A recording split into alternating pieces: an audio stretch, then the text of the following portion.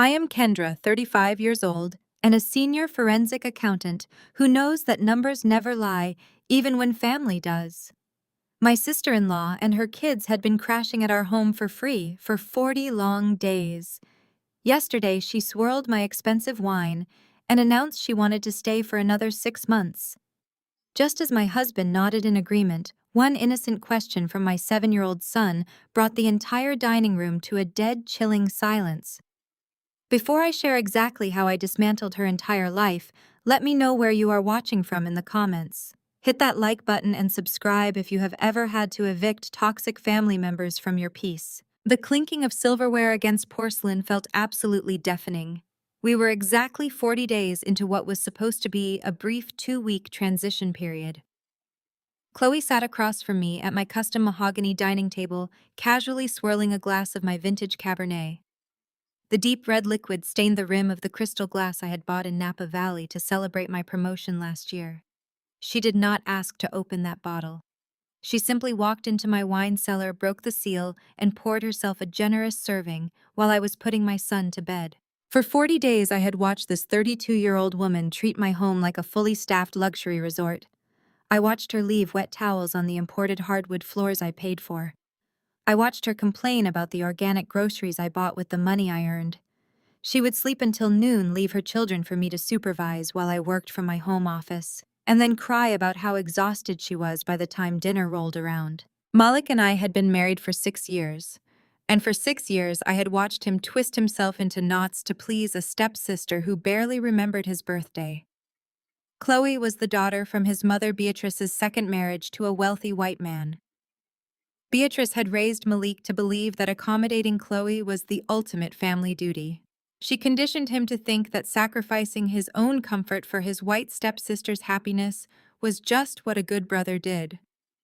Beatrice coddled Chloe to maintain a proximity to that side of the family's wealth and status, constantly throwing her biological black son under the bus to keep the peace. I had warned Malik on day 14 that my patience was running out.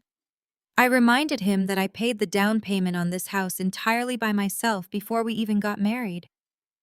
But every time I brought it up, Malik would hit me with the same tired excuses about family loyalty and giving people grace during hard times. So there we were on day 40. Chloe took another slow sip of my wine and sighed.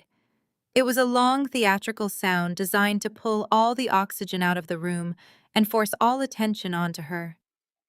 She ran a hand through her blonde hair, letting her shoulders slump forward as she looked at my husband with wide, tear-filled eyes. "I just do not know how I'm going to survive out there. Malik," she whined, her voice trembling with practiced fragility. "The trauma from the divorce is just too heavy right now. Being a single mother is so overwhelmingly difficult. The housing market is a nightmare, and I cannot bear to uproot the kids again so soon. I think we just need to stay here for another 6 months, just until I can breathe again and get on my feet." 6 months. Half a year. I did not raise my voice. I did not slam my hands on the table. I simply kept slicing my steak, the serrated edge of my knife cutting through the meat with slow, deliberate precision. I watched my husband, a 36-year-old grown man, shrink into a terrified little boy, desperate for approval. He could not even look me in the eye when he gave away the next 6 months of our peace. He kept his gaze firmly fixed on his mashed potatoes, completely avoiding the glare I was burning into the side of his head. "Of course," Chloe Malik said, his voice quiet but compliant. "You do not even have to ask. Family takes care of family. We will figure it out. You can stay as long as you need." He nodded like a trained dog. He literally sold out my comfort, my home, and my sanctuary to appease a woman who had never done a single kind thing for him in her entire life. He expected me to just fall in line to play the role of the quiet, supportive wife who absorbs the burden of his family's dysfunction. He expected me to swallow my anger to keep his mother Beatrice happy. But before I could even set my knife down to verbally dismantle his pathetic surrender, the universe intervened. My son Trey was sitting quietly beside me. He is 7 years old, highly observant, and possesses that terrifying, unfiltered honesty that only children have.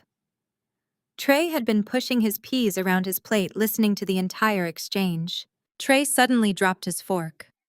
The metal clattered loudly against his ceramic plate, breaking the heavy tension in the room. He looked directly across the table at his aunt, his big brown eyes blinking with genuine innocent confusion. But Aunt Chloe Trey asked, his young voice ringing out crystal clear in the quiet dining room. "Why did you tell Grandma you are going to make Daddy sell our house to pay for your new pool?" The silence that followed was absolute. It was the kind of dead, chilling quiet where you could hear a pin drop. The air in the dining room instantly evaporated. My white sister-in-law and her 2 children crashed at my house for 40 days without paying a single penny. Yesterday, she swirled a glass of my most expensive wine and casually announced she wanted to stay for another 6 months. Just as my husband nodded in blind agreement, one innocent question from my 7-year-old son brought the entire dining room to a dead, chilling silence. What happened next ended a marriage and exposed a $1 million fraud. Before I tell you exactly how I legally dismantled her entire life, hit subscribe and let me know where you are watching from in the comments. The clinking of silverware against porcelain felt absolutely deafening. We were exactly 40 days into what was supposed to be a brief 2-week transition period. Chloe sat across from me at my custom mahogany dining table, casually swirling a glass of my vintage Cabernet. The deep red liquid stained the rim of the crystal glass I had bought in Napa Valley to celebrate my promotion to senior forensic accountant last year. She did not ask to open that bottle. She simply walked into my wine cellar, broke the seal, and poured herself a generous serving while I was putting away the groceries she never offered to pay for. For 40 days, I had watched this 32-year-old woman treat my home like a fully staffed luxury resort. I watched her leave wet towels on the imported hardwood floors I paid for. I watched her complain about the organic groceries I bought with the money I earned. She would sleep until noon, leave her children for me to supervise while I worked from my home office, and then cry about how exhausted she was by the time dinner rolled around. Malik and I had been married for 6 years, and for 6 years I had watched him twist himself into knots to please a stepsister who barely remembered his birthday. Chloe was the daughter from his mother Beatrice's second marriage to a wealthy white man. Beatrice had raised Malik to believe that accommodating Chloe was the ultimate family duty. She conditioned him to think that sacrificing his own comfort for his white stepsister's happiness was just what a good brother did. Beatrice coddled Chloe to maintain a proximity to that side of the family's wealth and status, constantly throwing her biological black son under the bus to keep the peace. I had warned Malik on day 14 that my patience was running out. I reminded him that I paid the down payment on this house entirely by myself before we even got married. But every time I brought it up, Malik would hit me with the same tired excuses about family loyalty and giving people grace during hard times. So there we were on day 40. Chloe took another slow sip of my wine and sighed. It was a long, theatrical sound designed to pull all the oxygen out of the room and force all attention onto her. She ran a hand through her blonde hair, letting her shoulders slump forward as she looked at my husband with wide, tear-filled eyes. "I just do not know how I am going to survive out there, Malik," she whined, her voice trembling with practiced fragility. "The trauma from my divorce is just too heavy right now. Being a single mother is so overwhelmingly difficult. The housing market is a nightmare, and I cannot bear to uproot my kids again so soon. I think we just need to stay here for another 6 months, just until I can breathe again and get on my feet." 6 months. Half a year. I did not raise my voice. I did not slam my hands on the table. I simply kept slicing my steak, the serrated edge of my knife cutting through the meat with slow, deliberate precision. I watched my husband, a 36-year-old grown man, shrink into a terrified little boy, desperate for approval. He could not even look me in the eye when he gave away the next 6 months of our peace. He kept his gaze firmly fixed on his mashed potatoes, completely avoiding the glare I was burning into the side of his head. "Of course," Chloe Malik said, his voice quiet but compliant. "You do not even have to ask. Family takes care of family. We will figure it out. You can stay as long as you need." He nodded like a trained dog. He literally sold out my comfort, my home, and my sanctuary to appease a woman who had never done a single kind thing for him in her entire life. He expected me to just fall in line to play the role of the quiet, supportive wife who absorbs the burden of his family's dysfunction. He expected me to swallow my anger to keep his mother Beatrice happy. But before I could even set my knife down to verbally dismantle his pathetic surrender, the universe intervened. My son Trey was sitting quietly beside me. He is 7 years old, highly observant, and possesses that terrifying, unfiltered honesty that only children have. Trey had been pushing his peas around his plate, listening to the entire exchange. Trey suddenly dropped his fork. The metal clattered loudly against his ceramic plate, breaking the heavy tension in the room. He looked directly across the table at his aunt, his big brown eyes blinking with genuine innocent confusion. But Aunt Chloe Trey asked, his young voice ringing out crystal clear in the quiet dining room. "Why did you tell Grandma you are going to make Daddy sell our house to pay for your new pool?" The silence that followed was absolute. It was the kind of dead, chilling quiet where you could hear a pin drop. The air in the dining room instantly evaporated. Chloe froze the wineglass hovering halfway to her mouth. The color drained from her face, leaving her looking like a deer caught in the headlights of an oncoming freight train. Then, exactly as I expected, the performance began. Chloe immediately turned on the waterworks. She dropped her glass onto the table, spilling red wine across my linen tablecloth, and buried her face in her hands. Deep, racking sobs shook her shoulders as she played the role of the overwhelmed, misunderstood victim. "I cannot believe this," she wailed through her fingers. "I am at my lowest point, my absolute lowest, and I am being attacked by a child. I am just trying to survive." Malik reacted instantly, completely blinded by a lifetime of conditioning. He slammed his fist down on the dining table, making the plates rattle. He stood up his chair, scraping violently against the floor, and pointed a shaking finger at our 7-year-old son. Trey Malik yelled, his voice echoing off the walls. "That is enough. You do not ever disrespect your Aunt Chloe with lies like that. You apologize right now." My maternal instincts flared hot and immediate, but I am not a woman who loses control. I am a forensic accountant. I dismantle problems piece by piece, relying on logic rather than emotion. I did not scream back at him. I did not match his chaotic energy. Instead, I calmly reached over and slid Trey's plate away from him. "Go upstairs to your room, Trey," I said, my voice perfectly steady and soft. "You can play your video games for a while. You did nothing wrong." Trey scrambled out of his chair and darted up the stairs, leaving the 3 adults alone in the dining room. Once I heard his bedroom door click shut, I turned my attention back to my husband. The temperature in the room seemed to drop 10 degrees as I locked eyes with Malik. "Do not ever raise your voice at my son," to defend a 32-year-old woman who has not purchased a single roll of toilet paper since she moved into the home I put the down payment on. I said, my words slicing through the air like a scalpel.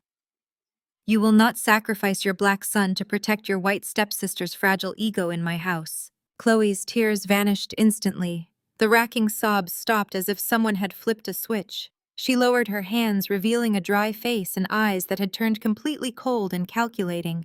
The helpless victim routine was gone, replaced by a sneering entitlement that she usually saved for service workers. "Actually, Kendra," Chloe said, lifting her chin, "Malik told me this is his house too. He is the man of the house, and as his sister I have a legal right to be here. You cannot just kick me out because you are feeling territorial." I leaned back in my chair and crossed my arms, observing the two of them. Malik puffed out his chest, attempting to project a dominance he did not actually possess. He was trying to play the patriarch, a role he had never earned or maintained financially. "Chloe is right," Malik said, using that awful therapy speak he picked up from internet podcasts, mixed with his mother's toxic traditionalism. "This is our marital home, Kendra. We share everything. Equity is equity." I promised Chloe half the equity of this house because she was fraudulently evicted by her ex-husband. She needs a fresh start. You need to stop being so combative and start being a supportive black woman. Stop dividing this family. I took a slow, deliberate sip of my ice water. I let his words hang in the air, allowing the sheer audacity of his delusion to fully settle into the room. He actually believed he had the power to give away my assets. He actually thought he could use my hard work to fund Chloe's fake fresh start. I did not argue with him about marital roles. I did not yell about the disrespect. I deal in hard numbers and indisputable facts. What equity, Malik? I asked softly, setting my glass down. Malik frowned, his false bravado wavering slightly. What do you mean, what equity? The equity in our home. The home we share. I smiled. A slow, terrifying smile that made Chloe shift uncomfortably in her chair. Did you forget the post-nuptial agreement you signed 3 years ago? I asked, my voice dangerously calm. The agreement you eagerly signed right after I bailed you out of your $80,000 crypto trading debt. The debt you hid from me for 6 months. Malik's face went completely ashen. The blood rushed out of his cheeks, leaving him looking sickly and hollow. He opened his mouth to speak, but no words came out. The deed to this property is held under my private LLC, I continued, standing up slowly from the dining table. I pay the mortgage from my separate corporate account. You own exactly 0% of these hardwood floors you are standing on. You have no equity to give away, Malik. Chloe stared at her stepbrother, her eyes wide with mounting panic. She realized in real time that her golden goose had absolutely no eggs to give. The house she planned to force him to sell or borrow against was completely untouchable. But Chloe was nothing if not adaptable. When one grift failed, she immediately pivoted to the next. Her panic morphed into vicious spite as she realized the real estate angle was dead. Well, it does not matter anyway, Chloe snapped, her voice rising in pitch. Because Malik already promised me the $50,000 from Trey's college savings account. He is going to help me secure a luxury townhouse by the end of the week. The room seemed to tilt on its axis. I stopped moving. I looked at Malik, who was staring at the floor, sweating profusely, completely unable to meet my eyes. He was actually willing to drain his own 7-year-old son's college fund to put a roof over the head of a woman who had never worked a hard day in her life. Stay right here, I told them, my voice dropping to a terrifying whisper. Let me grab a specific document from my home office safe that might jog your memory about your so-called financial power in this marriage. I turned on my heel and walked down the brightly lit hallway toward my home office. My hands were perfectly steady. I did not storm off. I marched with the precision of a woman who had meticulously mapped out every single contingency. I punched the 6-digit passcode into my wall safe and pulled out a thick stack of printed bank statements. The top page was a confirmation letter from the fraud department. As I stepped back out into the corridor, the electronic chime of the front door security pad echoed through the house. The heavy deadbolt clicked loud and clear. Beatrice had arrived. My mother-in-law barged into the foyer without knocking, a whirlwind of excessive perfume and aggressive entitlement. She was balancing 4 large, glossy designer shopping bags from an upscale boutique downtown. The bags were overflowing with expensive children's clothes, none of them for Trey. They were all for Chloe's kids. Beatrice marched straight into the dining room, her high heels clicking sharply against the wood. She took one look at Chloe, who had managed to squeeze out fresh, strategic tears, and immediately dropped the designer bags onto my pristine floor. Beatrice rushed to her stepdaughter, wrapping her arms around Chloe's shaking shoulders. She did not ask Malik what happened. She did not ask me why my 7-year-old son had been sent upstairs. She took one look at the white woman crying at my table and instantly determined that the black woman standing in the doorway was the aggressor. You have always been jealous of her, Beatrice spat, turning her furious gaze on me while stroking Chloe's hair. From the day you met Malik, you have been nothing but a bitter, hostile woman. Chloe's father left us. She is a single mother going through a devastating divorce. She needs grace and a soft place to land. But you care more about your money and your precious spreadsheets than you do about family unity. You are trying to destroy this family. I did not raise my voice. I did not flinch. I walked back to my seat, set the stack of bank documents face down on the table, and poured myself a fresh glass of ice water. I took a sip, letting the cold water soothe my throat before I delivered the absolute truth. I am not trying to destroy anything, Beatrice. I said, my voice resonating with cold, hard facts. I am simply exposing the rot you built. You coddle Chloe because her daddy's life insurance paid for your luxury lifestyle years ago. You let her step all over your actual biological son because you are terrified she will cut you off from her country club friends and your precious proximity to wealth. You are so desperate to maintain your status in her world that you will happily watch Malik destroy his marriage and bankrupt his own child just to keep Chloe comfortable. Beatrice gasped, her hand flying to her chest as if I had physically struck her. Malik finally found his voice, stepping forward to defend his mother, but he was trembling. "Kendra, that is entirely out of line." Malik stammered. "You do not speak to my mother that way." "I speak the truth," I replied smoothly. "A concept this family seems completely allergic to. Your mother has been draining her own modest pension just to buy designer clothes for a woman who refuses to work. And you, Malik, were fully prepared to steal your son's college fund to buy their approval." Beatrice pulled herself up to her full height, a triumphant, smug smirk spreading across her face.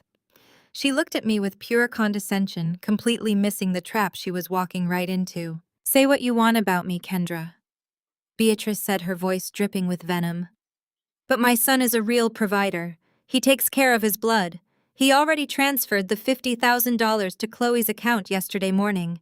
So your little temper tantrum is entirely pointless. The money is already gone." Malik looked at the floor. He could not meet my eyes. He shifted his weight from foot to foot, looking like a man standing on the gallows. "She needed it, Kendra," Malik whispered, his voice cracking. "We will build Trey's fund back. I promise. I will pick up extra shifts. I will do whatever it takes." But Chloe needed the cash to secure the townhouse. It was an emergency. Chloe wiped her fake tears away and smiled at me. It was a vicious, victorious smile. She thought she had won. She thought she had successfully manipulated my husband into robbing our child. Beatrice patted Chloe's shoulder, practically preening with pride at how easily they had outmaneuvered the hostile wife. They expected me to break down. They expected me to scream, to cry, to throw plates, or to collapse in a fit of hysterical rage over the lost $50,000. They wanted the angry black woman reaction so they could justify their victimhood. Instead, I smiled. It was a chilling, perfectly composed, professional smile. I reached into my briefcase resting on the floor beside my chair and pulled out my work laptop. I flipped it open, the screen glowing brightly in the dim dining room. I typed in my credentials, bypassed the two-factor authentication, and logged directly into my secure forensic accounting dashboard. I turned the laptop around and pushed it to the center of the table, right next to the stack of printed documents. "You mean the joint college savings account?" I asked softly. "The one I am legally the primary custodian of. The one I monitor daily as a certified forensic accountant." The smugness on Beatrice's face faltered. Chloe leaned forward, her eyes narrowing as she tried to read the numbers on the screen. "Yes, Malik," I continued, my voice carrying the weight of a judge handing down a sentence.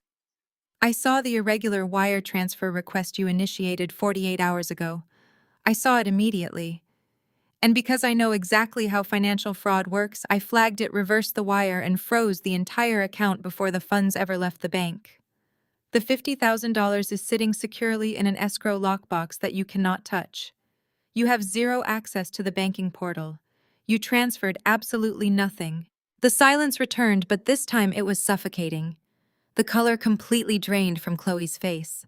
The victorious smile vanished, replaced by sheer, unadulterated panic. Her chest began to heave as the reality set in. She was not getting the $50,000. The luxury townhouse she had secured with a fake promise was gone. The cash she desperately needed to maintain her lifestyle was entirely out of reach. Beatrice looked back and forth between the laptop screen and her son. "Malik, what is she talking about?" Beatrice demanded, her voice shrill. "Tell me the transfer went through." "It did not go through," I answered for her. "Because your son is not a provider. He is a thief who got caught by a professional." Furious, humiliated, and backed into a corner she could not manipulate her way out of, Chloe completely lost her mind. The fake tears returned with a vengeance. She grabbed her cell phone from the table, her fingers shaking violently as she aggressively tapped the screen. She dialed 911 and put the phone on speaker for all of us to hear. The operator answered with a crisp, professional tone. 911, what is your emergency?" The walk from my home office back to the dining room took exactly 30 seconds.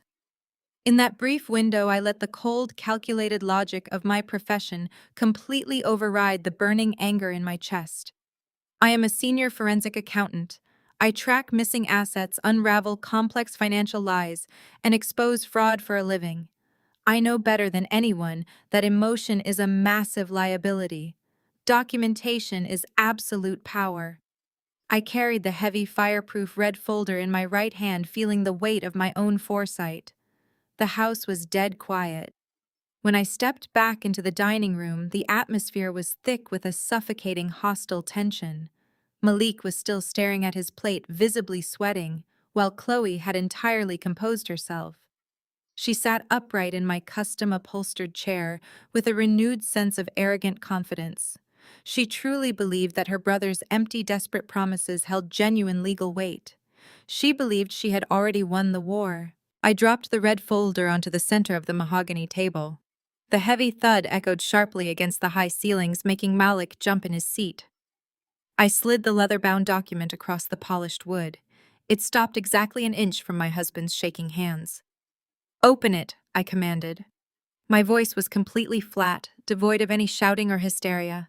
"Open it and read the first page out loud for your sister." Malik stared at the red cover like it was laced with poison. He knew exactly what was inside that folder. He swallowed hard, a visible bead of sweat tracing down his temple.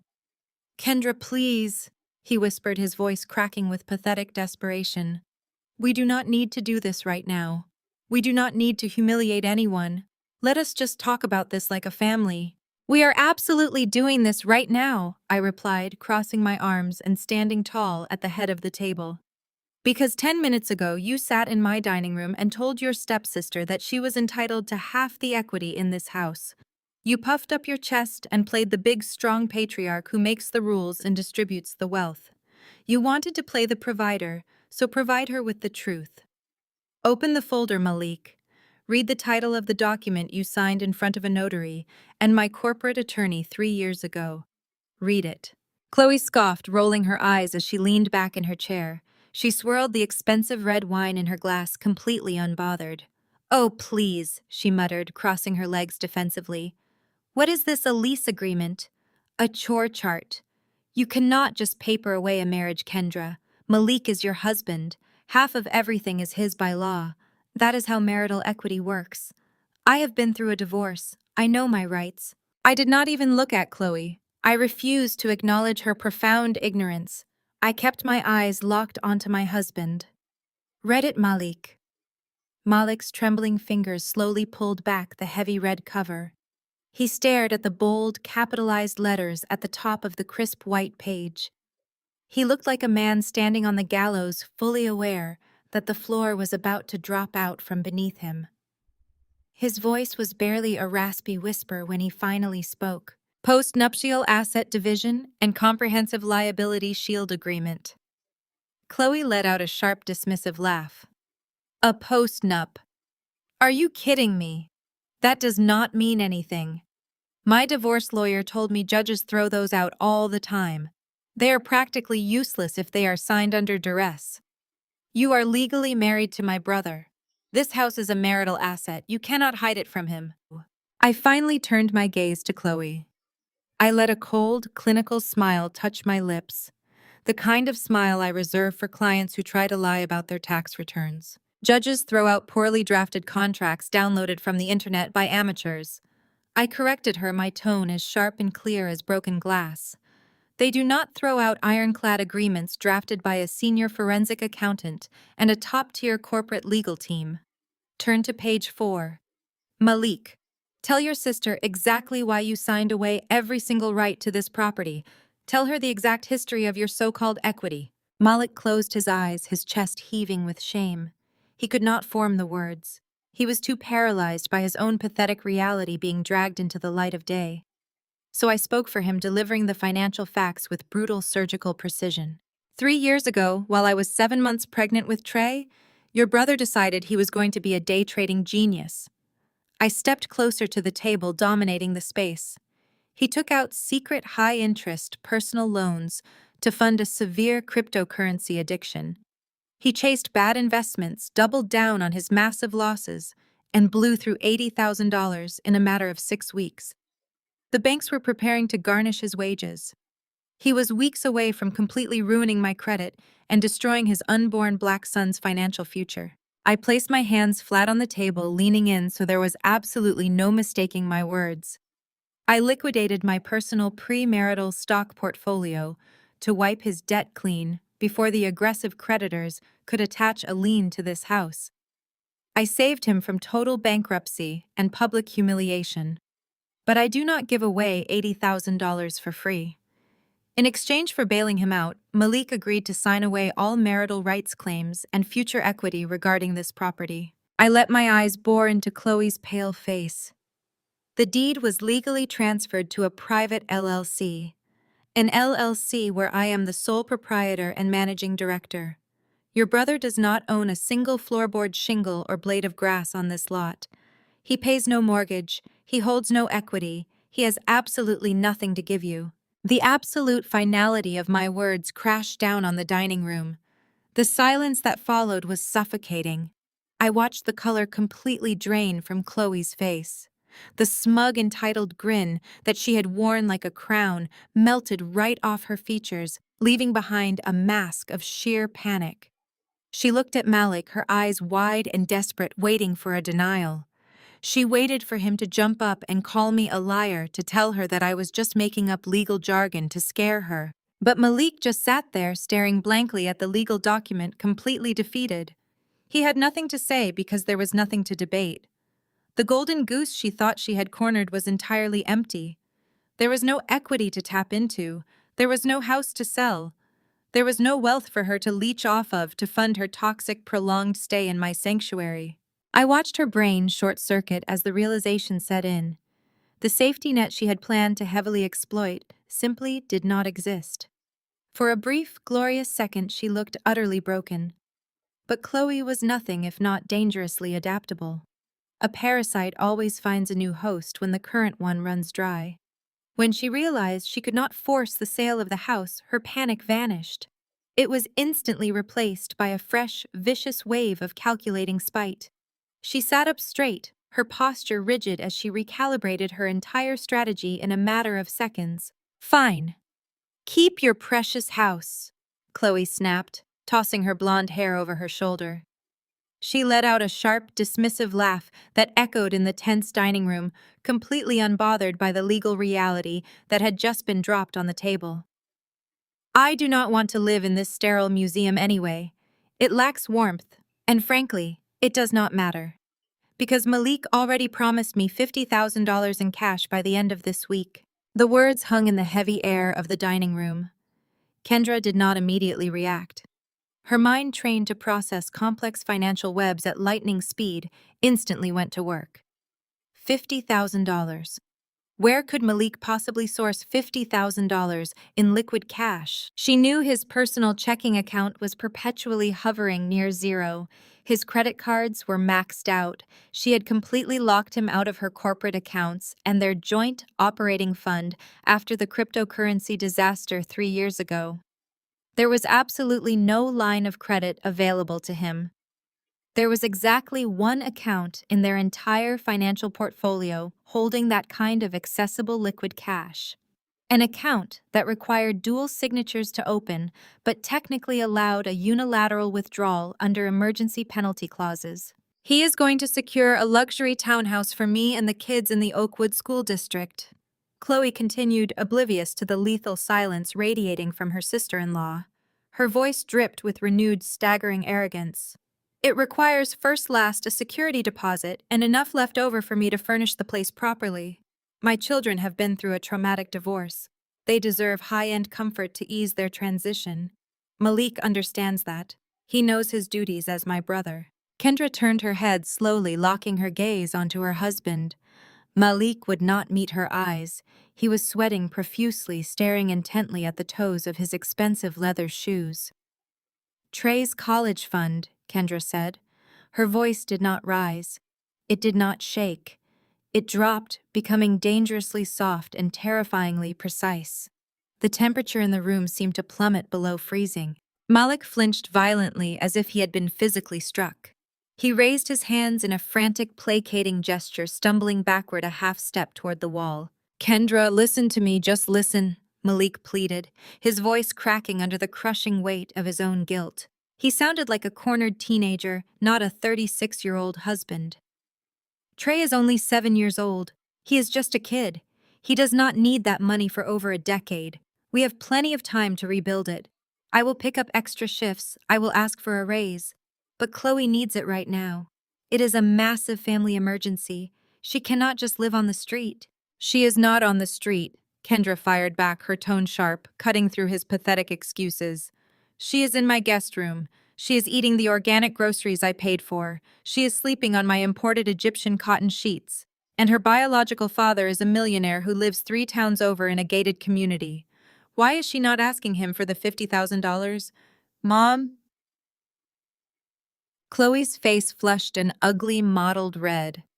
My father and I are not speaking right now, she hissed defensively, crossing her arms. He thinks I should get a job. He does not understand the intense emotional toll of being a newly single mother. He is being completely unreasonable. Malik actually cares about my mental health. Malik actually steps up. No, Kendra corrected, stepping methodically around the edge of the mahogany dining table, closing the physical distance between herself and her husband. Malik cares about buying your mother's approval. Malik cares about playing the savior to a woman who has treated him like the hired help since they were teenagers. Kendra stopped inches from Malik's chest. He refused to look up. He stared at the collar of her silk blouse, his breathing shallow and rapid. Let me make sure I understand this perfectly, Kendra whispered. It was a deadly quiet sound. It carried more sheer menace than a screaming match ever could. I opened that 529 savings account the very week Trey was born. I funded the initial deposit with my maternity leave bonus. Every single month for the last 7 years, I have directly routed a percentage of my paycheck into that account to ensure my son never has to take out a predatory student loan. You have never contributed a single dime, not 1 cent. Malik opened his mouth, trying to formulate a defense, trying to pull up one of his mother Beatrice's toxic talking points about shared marital burdens, but Kendra cut him off instantly.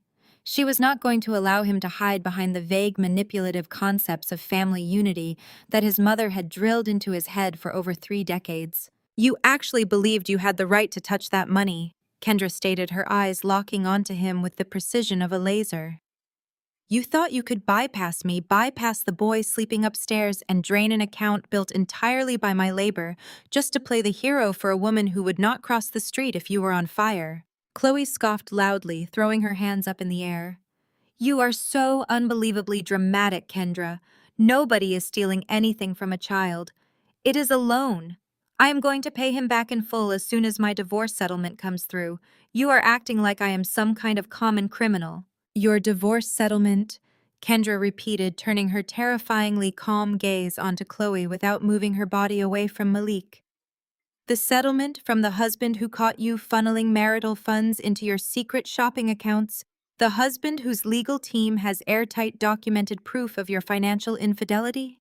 You are getting nothing in that divorce, Chloe. You have no income, no assets, and no prospects. You are a parasite looking for a permanent host. Chloe gasped, her mouth falling open in genuine shock. She stumbled back a step. How do you know about that? I am a senior forensic accountant, Kendra reminded her smoothly. You have been living under my roof for 40 days. Did you really think I would not run a comprehensive background check on the woman trying to permanently move into my house and bleed my husband dry? Kendra turned her full, terrifying attention back to her husband. Malik looked physically ill. The illusion he had built around his stepsister's temporary hardship was completely shattered, exposed as a fraud orchestrated by a woman who refused to face the consequences of her own actions. Yet the lifelong toxic conditioning from his mother Beatrice ran far too deep. Backed into a corner, he still tried to cling to his misplaced, fabricated authority.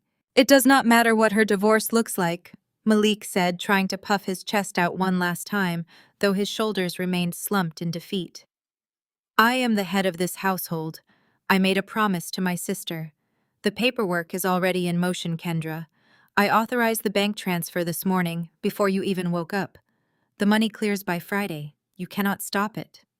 Chloe's smug smile instantly returned. She looked at Kendra with a triumphant, malicious glare. You see, you can throw around all the nasty insults you want, but Malik is a real man. He takes care of his family. The money is already gone. The dining room fell completely silent again. Malik stood there bracing himself for an explosion. He waited for Kendra to scream, to break down, to throw the crystal wine glasses against the wall in a fit of absolute devastation over her son's stolen savings. Instead, Kendra stepped toward Malik, her voice dropping to a dangerous whisper as she demanded to know if he was going to steal his own black son's future to fund his white stepsister's luxury lifestyle. Malik physically recoiled from the sheer force of my question. The false bravado he had attempted to project just moments earlier evaporated, leaving behind a desperately sweating, stammering shell of a man. He wiped a trembling hand across his forehead, his eyes darting frantically around the dining room as if looking for an escape route that did not exist. Kendra, you are twisting this. Malik stammered, his voice lacking any real conviction. Nobody is stealing anything from anyone. You have to look at the bigger picture here. Trey is only 7 years old. He is a second grader. He does not need college tuition money for another 11 years. We have plenty of time to build that account back up to where it was. It is not like the tuition bill is due tomorrow. He took a tentative step forward, holding his hands out as if he could placate my rage with hollow logic. I am going to pick up overtime. I will consult on the side. I promise you I will replace every single penny before Trey even fills out a college application. But Chloe is in a crisis right this second. She needs this money now, Kendra. She needs a safe, secure place for her kids to live. The townhouse she found is perfect.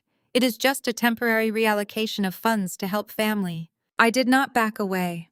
I stepped directly into his space, forcing him to look down at me.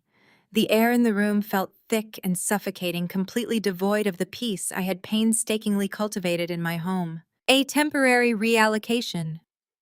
I repeated the clinical term, tasting like ash in my mouth.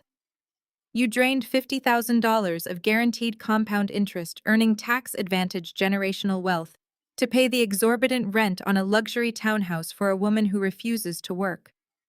That is not a reallocation, Malik. That is financial treason. You did not just rob your son of his initial capital. You robbed him of the compound interest that money would have generated over the next 11 years. You stole his financial head start. You stole the peace of mind that I spent 7 years building for him. Chloe crossed her arms and rolled her eyes, letting out a loud, dramatic sigh. God, you are so obsessed with money. It is disgusting. You know money is not everything, Kendra. Family is about supporting each other through trauma, not hoarding cash in some bank account like a dragon. You lack basic human empathy.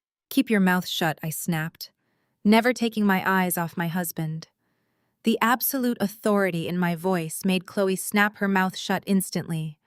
She sank slightly lower in her chair, recognizing that she had pushed a boundary she could not defend. I turned my full, devastating focus back to Malik.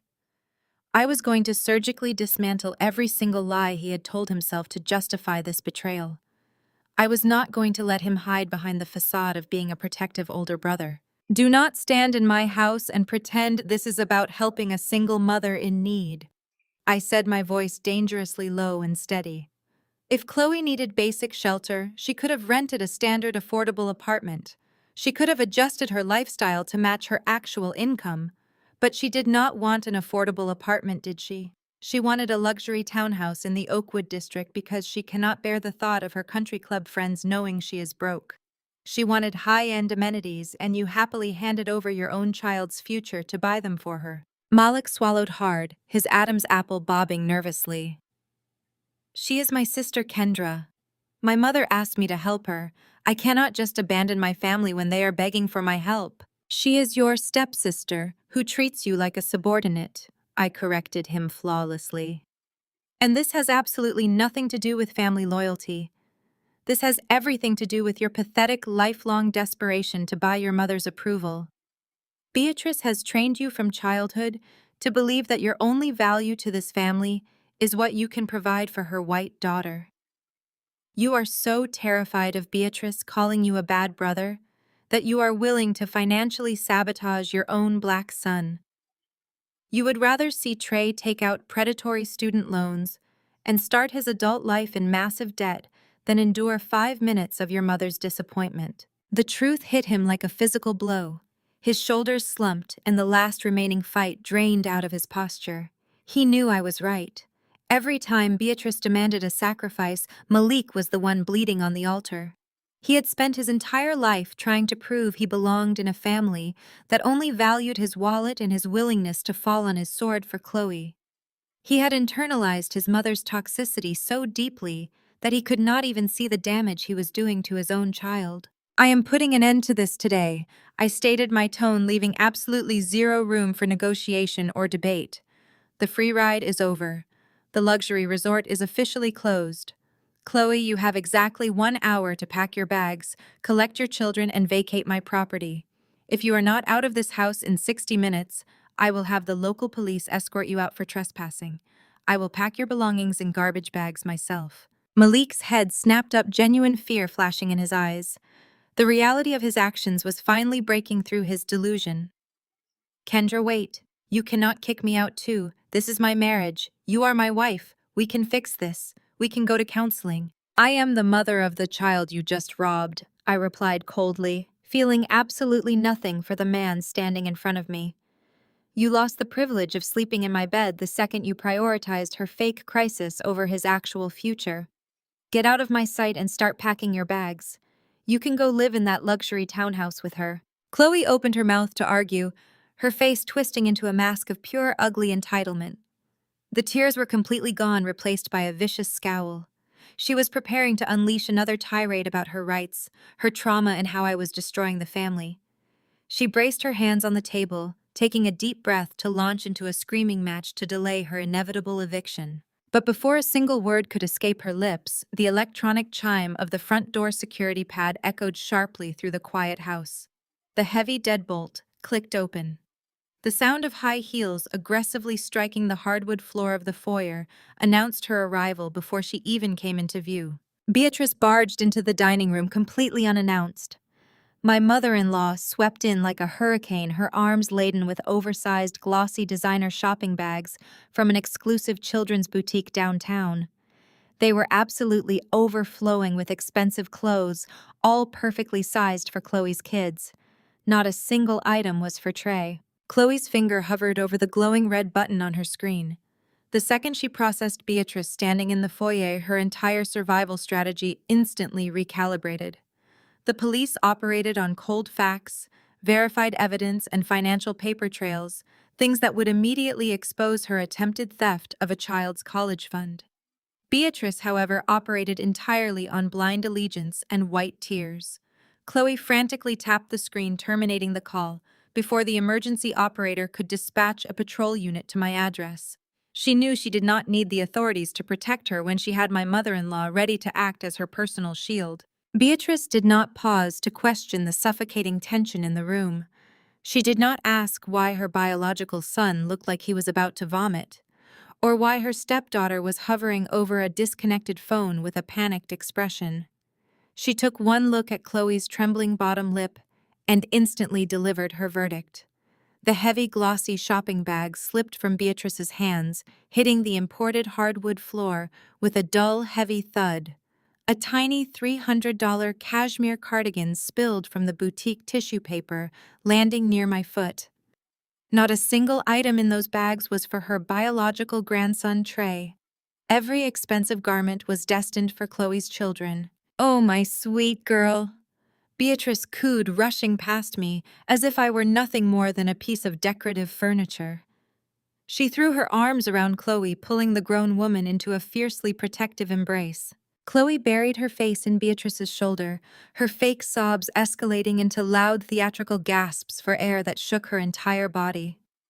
It was a masterclass in emotional manipulation, a performance as calculated and predictable as the offshore tax evasion patterns I recently audited in the A_11 Corporate Financial Review.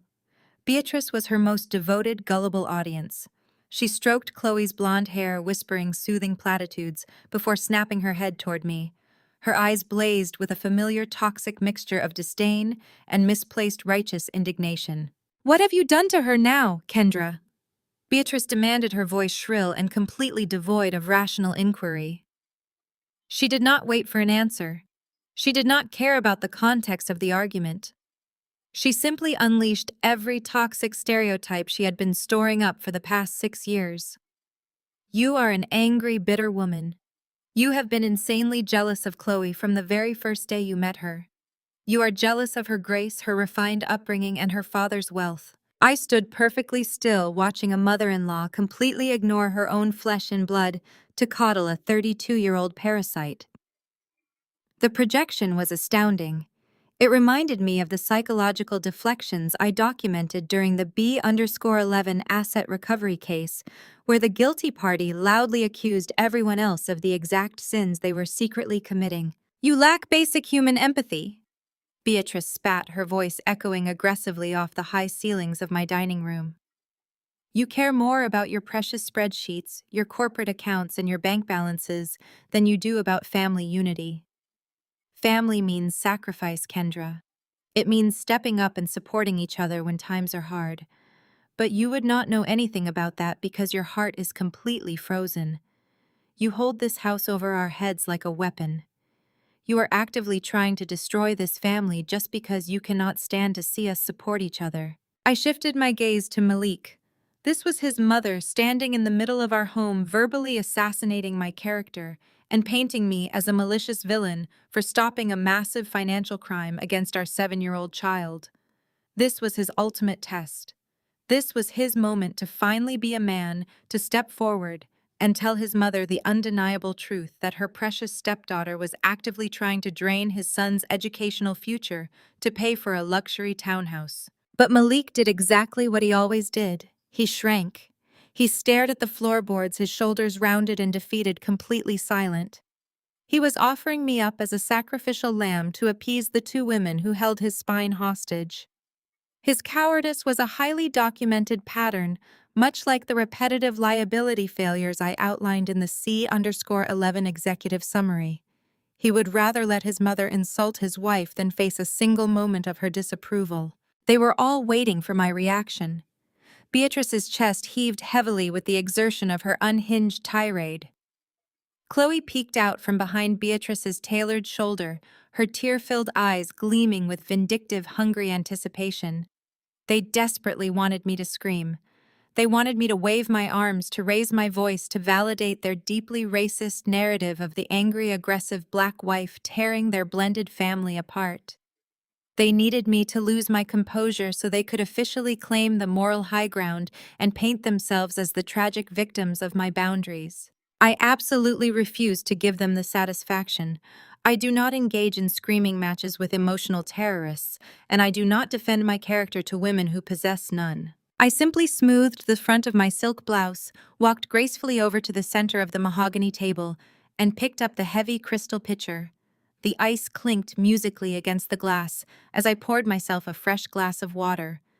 The sound was crisp, deliberate, and entirely out of place in a room vibrating with unhinged hostility. I took my time, letting the silence stretch out and force them to sit in their own manufactured drama. I lifted the glass to my lips, took a slow, refreshing sip, and set it back down on a leather coaster. I wiped my mouth with a linen napkin, my demeanor terrifyingly calm. I looked directly at Beatrice, feeling a cold, clinical focus settle over my mind as I prepared to dissect her entire psychological complex right to her face. I placed the linen napkin carefully beside my water glass, aligning the edges with the placemat. The silence in the dining room was heavy, broken only by the sound of Chloe's forced, rhythmic sniffling and Malik's shallow breathing. I looked Beatrice up and down, taking in her immaculate designer knockoff suit, the expensive salon blowout, and the heavy strand of real pearls resting against her collarbone. She wore her curated image like a suit of armor. I was about to strip it away entirely. "Jealous," I repeated the word, rolling off my tongue like a foreign, distasteful concept. You actually believe I am jealous of a woman who has to beg my husband for a roof over her head because she lacks the basic competence to manage her own life. Beatrice's eyes flashed with fury. She opened her mouth to launch another volley of insults, but I raised a single commanding finger, silencing her instantly. I did not raise my volume. I lowered it. I forced them all to lean in to hear their own ruin. Let us talk about jealousy, Beatrice. Let us talk about why you just walked into my home, dropped thousands of dollars worth of clothes for your step-grandchildren on my floor, and brought absolutely nothing for your actual biological grandson sleeping upstairs. Let us talk about the absolute pathetic desperation that drives every single decision you make. I leaned forward slightly, resting my forearms on the mahogany table. 30 years ago, you married Chloe's father. You saw a wealthy white man, and you saw a golden ticket. You eagerly traded every ounce of your personal autonomy for a prestigious zip code, a country club membership, and the illusion of upper-class status. You wanted the lifestyle so badly you did not care what it cost your dignity. But you made one fatal, humiliating miscalculation. You let him control every single bank account, every investment portfolio, and every piece of real estate. Beatrice stiffened. The aggressive posture she had barged in with began to fracture. I have done your taxes for the last 6 years, Beatrice. I stated, my voice slicing through her defenses like a scalpel. I see the credit card statements you try to hide from Malik. I see the minimum payments you make on the revolving debt you use to buy those boutique clothes for Chloe's children. You played the subservient, grateful wife for decades, and when he finally died, what happened? He left his estate locked up in restrictive trusts for Chloe. He left you with pennies, a heavily mortgaged condo, and a lifestyle you could no longer afford on your own. You have absolutely no real wealth. You only have the performance of wealth. Beatrice's hand flew to her neck, her fingers wrapping tightly around her pearl necklace. She gasped, her chest heaving as her face flushed a deep mottled red. The meticulously crafted facade she had worn for 30 years was being violently ripped apart in front of the stepdaughter she worshipped. How dare you, Beatrice breathed, but the fire in her voice was wavering, replaced by a raw, naked panic. I dare because you brought your severe dysfunction into my home. I continued, unblinking. You are completely terrified that if Chloe gets angry with you, she will cut you off. She will stop inviting you to the summer galas. She will stop bringing you around her wealthy friends. You are so desperate to maintain your proximity to whiteness and old money that you willingly threw your own biological black son under the bus to act as a buffer. You raised Malik to be Chloe's emotional and financial meat shield. You conditioned him to believe that his only value in this family is what he can provide to keep your stepdaughter comfortable. I shifted my gaze to Malik. He was leaning against the dining room wall, looking physically sick. The illusion of his mother's unconditional love was dissolving into thin air. He was realizing that his entire existence in her eyes was nothing more than a tool to secure her social standing. You taught your son to sacrifice himself, his marriage, and his own child, just so you could keep playing pretend at the country club, I said, driving the final nail into her psychological coffin. You are willing to watch your grandson take out predatory student loans and start his adult life in massive debt just so Chloe can live in a luxury townhouse she did not earn. You sold out your own bloodline for a seat at a table where they do not even respect you. Chloe watched the exchange with a sick sort of fascination. She did not jump in to defend the woman who had just brought her thousands of dollars in gifts. She simply sat there, letting Beatrice take the fire, perfectly content to hide behind the older woman's misplaced loyalty. It was the exact parasitic dynamic I was calling out playing out in real time right in front of my eyes. Beatrice was shaking. Her breathing was ragged, and for a split second I thought she might actually collapse under the crushing weight of the truth. But toxic narcissism is a highly effective survival mechanism. When cornered and exposed, women like Beatrice do not reflect on their actions. They strike back with everything they have. She dropped her hand from her pearls and stood up straighter, her eyes narrowing into venomous slits. The panic receded, replaced by a smug, triumphant sneer. She looked at me, not with shame, but with the arrogant certainty of a woman who believed she had already won the war. She believed my financial logic was utterly meaningless in the face of her son's blind loyalty. She placed her hands flat on my dining table, leaning toward me with a wide, predatory grin. "Say what you want, Kendra." Beatrice hissed, her voice dripping with malice. "Psychoanalyze me all you want. Call me whatever names make you feel better about your miserable, calculating little life. But my son is a real provider. He takes care of his family. He already transferred the $50,000 to Chloe's account yesterday." Beatrice did not even pause to assess the freezing temperature of the room. She dropped the heavy, glossy shopping bags directly onto my imported hardwood floors, completely ignoring the fact that a tiny $300 cashmere sweater spilled out onto the rug. She rushed forward, throwing her arms around a newly sobbing Chloe. The transition was immediate and flawless. The second Beatrice had crossed the threshold, Chloe's vicious scowl melted into a mask of pure, victimized terror. "Oh, my sweet girl," Beatrice cooed, pressing Chloe's blonde hair against her shoulder. "I am here. You are safe now." Chloe buried her face in Beatrice's designer jacket, letting out loud theatrical gasps for air. It was a masterclass in emotional manipulation, a performance so calculated it made me physically sick. Beatrice stroked her stepdaughter's back, whispering soothing platitudes before snapping her head toward me. Her eyes blazed with a familiar toxic mixture of disdain and misplaced righteous indignation. She did not ask Malik what was happening. She did not ask why her biological son was sweating and staring fixedly at the floorboards. She simply unleashed every toxic stereotype she had been storing up for the past 6 years. "What have you done to her now, Kendra?" Beatrice demanded, her voice shrill and aggressive. "You are an angry, bitter woman.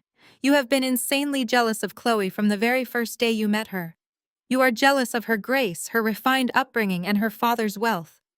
I stood perfectly still, watching a mother-in-law completely ignore her own flesh and blood to coddle a 32-year-old parasite. "You lack basic human empathy," Beatrice spat, stepping slightly in front of Chloe, as if shielding her from a physical attack.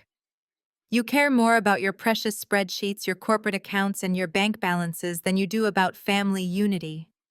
Family means sacrifice, Kendra. It means stepping up and supporting each other when times are hard. But you would not know anything about that, because your heart is completely frozen. You hold this house over our heads like a weapon.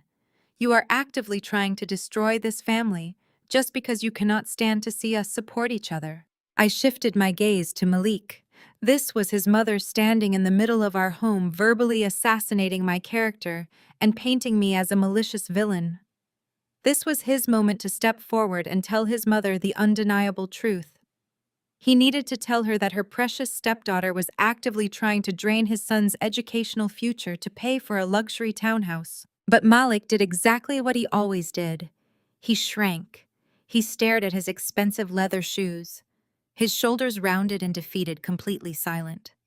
He was offering me up as a sacrificial lamb to appease the two women who held his spine hostage. "Malik," Beatrice announced, puffing out her chest as she began to parade around the edge of the dining room. She paced with the arrogant swagger of a conquering general. "My son is a real provider. I raised a man who understands duty. You thought you could control him with your paychecks and your strict little budgets, Kendra. You thought you could emasculate him in his own home. But a real man always steps up for his blood." She stopped pacing and pointed a perfectly manicured finger directly at my chest. "Say what you want, Kendra," Beatrice hissed, her voice dripping with malice and absolute triumph. "Psychoanalyze me all you want. Call me whatever names make you feel better about your miserable, calculating little life. But my son takes care of his family. He already transferred the $50,000 to Chloe's account yesterday morning." Chloe lifted her head from Beatrice's shoulder. The fake tears instantly vanished, replaced by a smirk so profoundly smug it belonged on a billboard for entitlement. She leaned against Beatrice, wrapping her arm around the older woman's waist, visually cementing their alliance. The silence that followed was heavy, thick with their collective anticipation. They were practically holding their breath, waiting for my inevitable breakdown. They expected me to drop to my knees, to scream at Malik, to hurl the crystal water pitcher against the wall in a fit of uncontrollable female rage. That was the reaction they needed to justify their narrative of me being the unstable, aggressive wife. I did not break down. I did not raise my voice. I did not shed a single tear. I did not even blink. I simply smoothed the front of my silk blouse, turned my back on them, and walked with slow, measured steps toward the entryway console where I had dropped my leather work tote earlier that afternoon. The rhythmic click of my heels on the hardwood floor sounded like the ticking of a metronome. I reached into the bag and pulled out my heavy, brushed aluminum corporate laptop. "What are you doing?" Malik whispered. It was the first time he had spoken since his mother barged into the room. His voice was raw, panicked, and vibrating with sudden uncertainty. He knew my silence was infinitely more dangerous than my shouting. I ignored him. I carried the laptop back to the dining room and set it down squarely in the center of the mahogany table, pushing the red post-nuptial folder slightly to the side. I flipped the screen open. The glow of the monitor illuminated my face, casting sharp shadows in the dimly lit room. "Are you seriously checking your emails right now?" Beatrice scoffed, letting out a harsh, incredulous bark of laughter. She looked at Chloe, shaking her head in mock disbelief. "Look at this woman. Her marriage is literally dissolving in front of her eyes. Her husband just liberated $50,000 from her precious hoard, and she is logging into work. She is completely robotic. It is genuinely pathological. Let her cope however she needs to cope, Mom." Chloe sneered, crossing her arms defensively. "She probably needs to run the numbers to figure out how she is going to afford her half of the mortgage without Malik's income, since she is clearly kicking him out." I kept my eyes locked on the screen. My fingers flew across the keyboard with practiced, rapid precision. I bypassed the standard login portals. I did not open an email client. I executed a secure two-factor authentication sequence linking directly into the proprietary forensic accounting dashboard I utilized for high-level corporate asset tracking. This software was not designed for casual retail banking. It was military-grade financial tracking architecture designed to trace complex wire transfers, flag fraudulent routing numbers, and intercept unauthorized liquidations across international borders. It was the exact tool I used to dismantle embezzlement rings. I pulled up the specific alert protocol I had quietly established on the 529 college savings account exactly 3 years ago, the very day after I paid off Malik's catastrophic cryptocurrency debt. I had known then that a man who could secretly gamble away $80,000 could never be fully trusted with a child's future. The dashboard loaded instantly, displaying a highly detailed chronological transaction ledger. The screen flashed with bright, unmistakable red warning indicators. I adjusted the angle of the laptop, ensuring the brightness was turned all the way up. I stepped aside, leaving the glowing screen perfectly centered on the table. I looked at Beatrice, then at Chloe, and finally at my sweating, terrified husband. I reached out and turned the screen completely around for them to see. I watched their eyes track across the high-resolution display. The dashboard was not designed for the layman, but the bold, capitalized red text flashing across the top of the transaction ledger was universally understood. "Frozen. Fraud alert generated. Wire reversed." A slow, chilling smile spread across my face. It was the exact expression I wore in the boardroom when a corrupt executive realized I had uncovered their hidden offshore accounts. It was a smile completely devoid of joy, fueled entirely by absolute surgical precision. "You really thought you outsmarted me?" I said, my voice gliding through the silent room like a blade. "You truly believed that a man who cannot even balance his own checking account successfully executed a $50,000 wire transfer right under the nose of a senior forensic accountant?" Malik swallowed hard, his eyes glued to the screen. "The bank teller told me it was processed. I signed the authorization forms. The money left the account. The money entered a standard 48-hour clearinghouse holding period, Malik." I corrected him, savoring the absolute destruction of his misguided confidence. "Because that is exactly how major banking institutions handle massive, uncharacteristic liquidations. And because I am the primary custodian on Trey's 529 portfolio, not you. You were merely an authorized secondary user.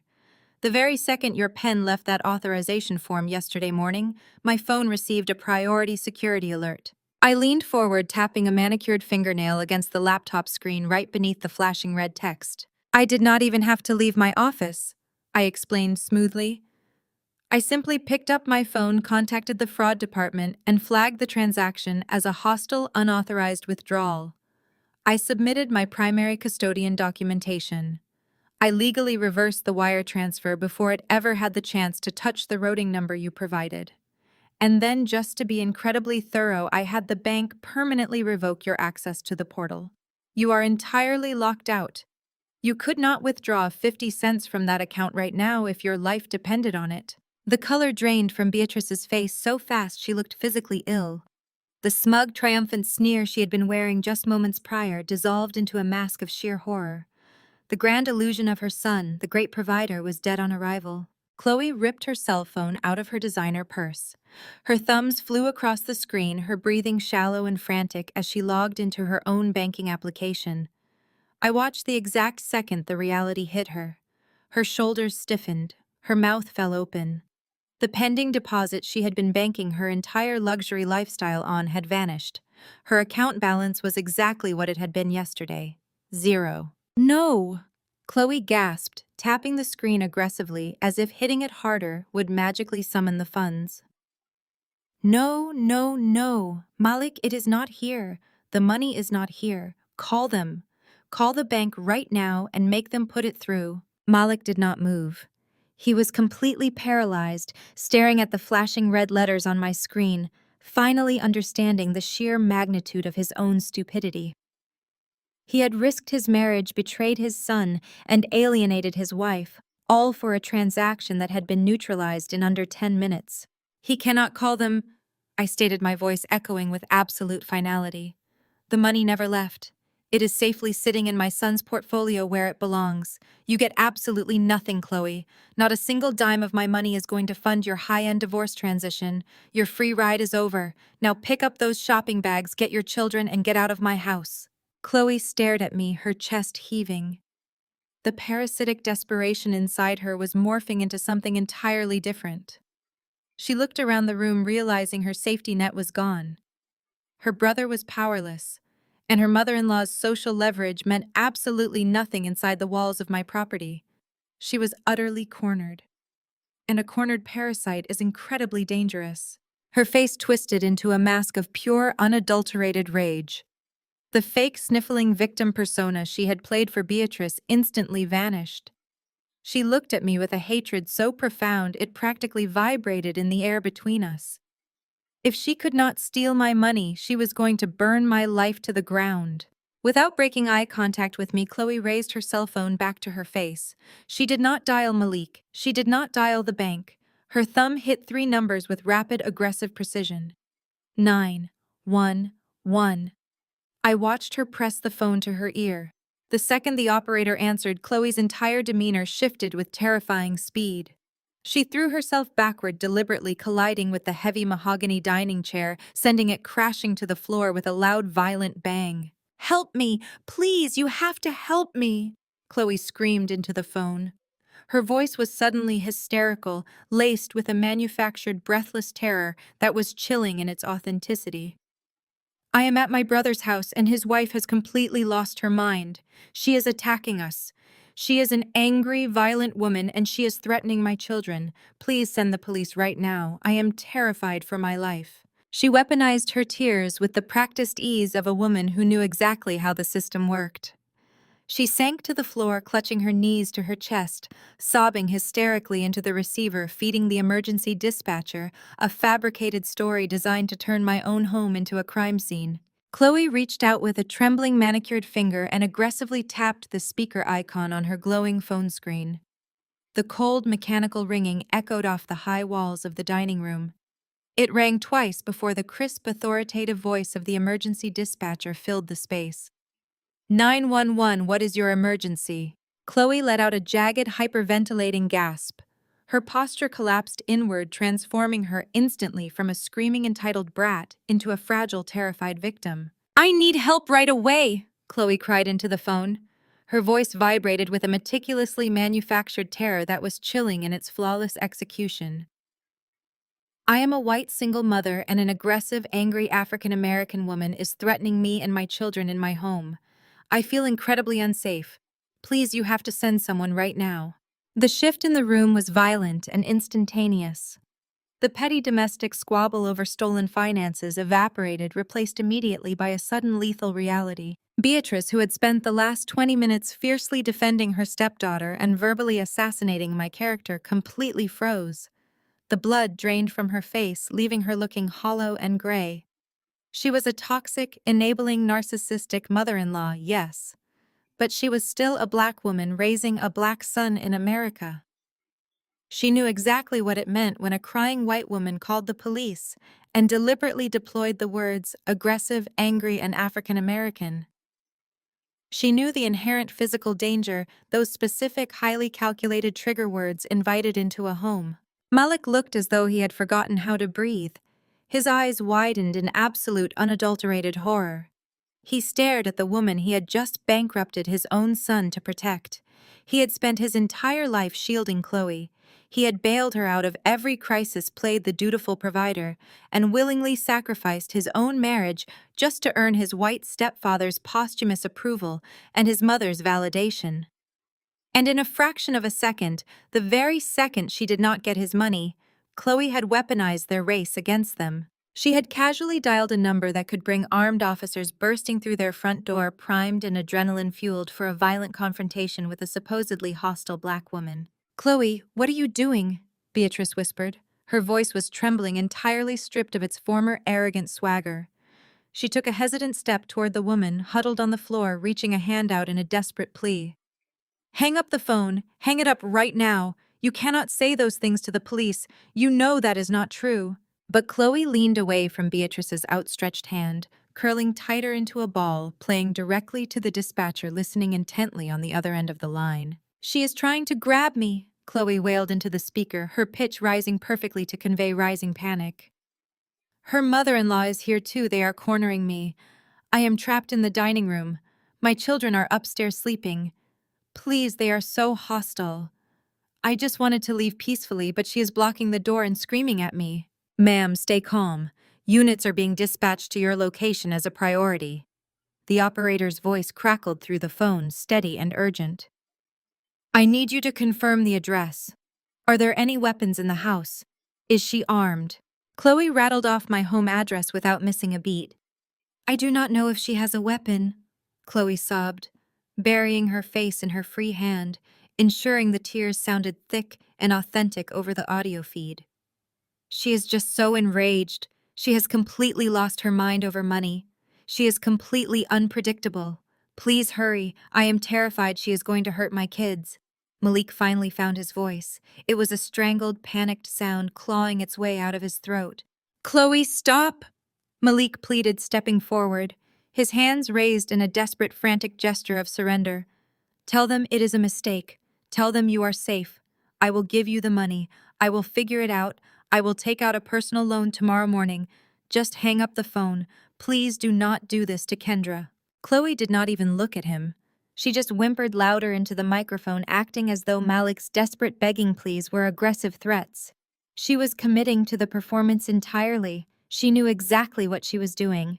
She knew that by the time the police arrived, the narrative would already be rigidly set in stone.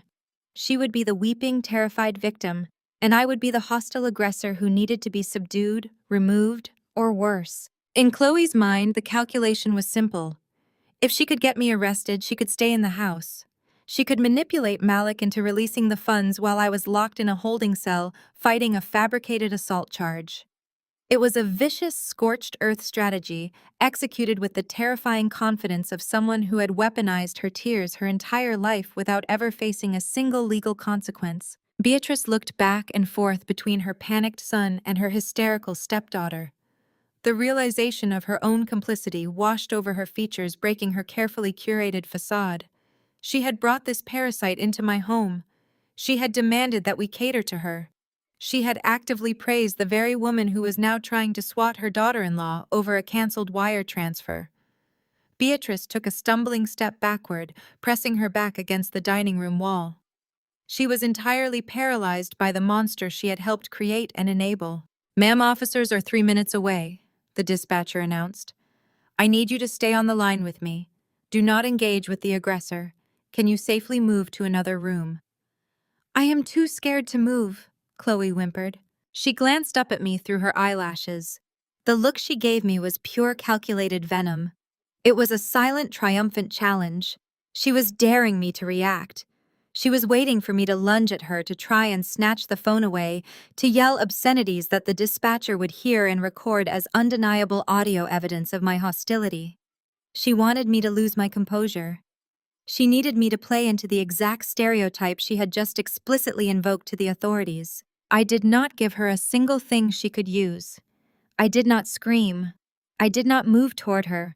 I did not even break a sweat. My pulse remained completely steady. I had spent 15 years in the high-stakes corporate financial sector. I had sat in boardrooms with billionaires who threatened to destroy my career, my reputation, and my life when I exposed their massive systemic frauds. A spoiled, bankrupt woman throwing a tantrum on my hardwood floor did not intimidate me. I calmly reached forward and closed my laptop, the soft, metallic click of the mechanism breaking the tension in the room.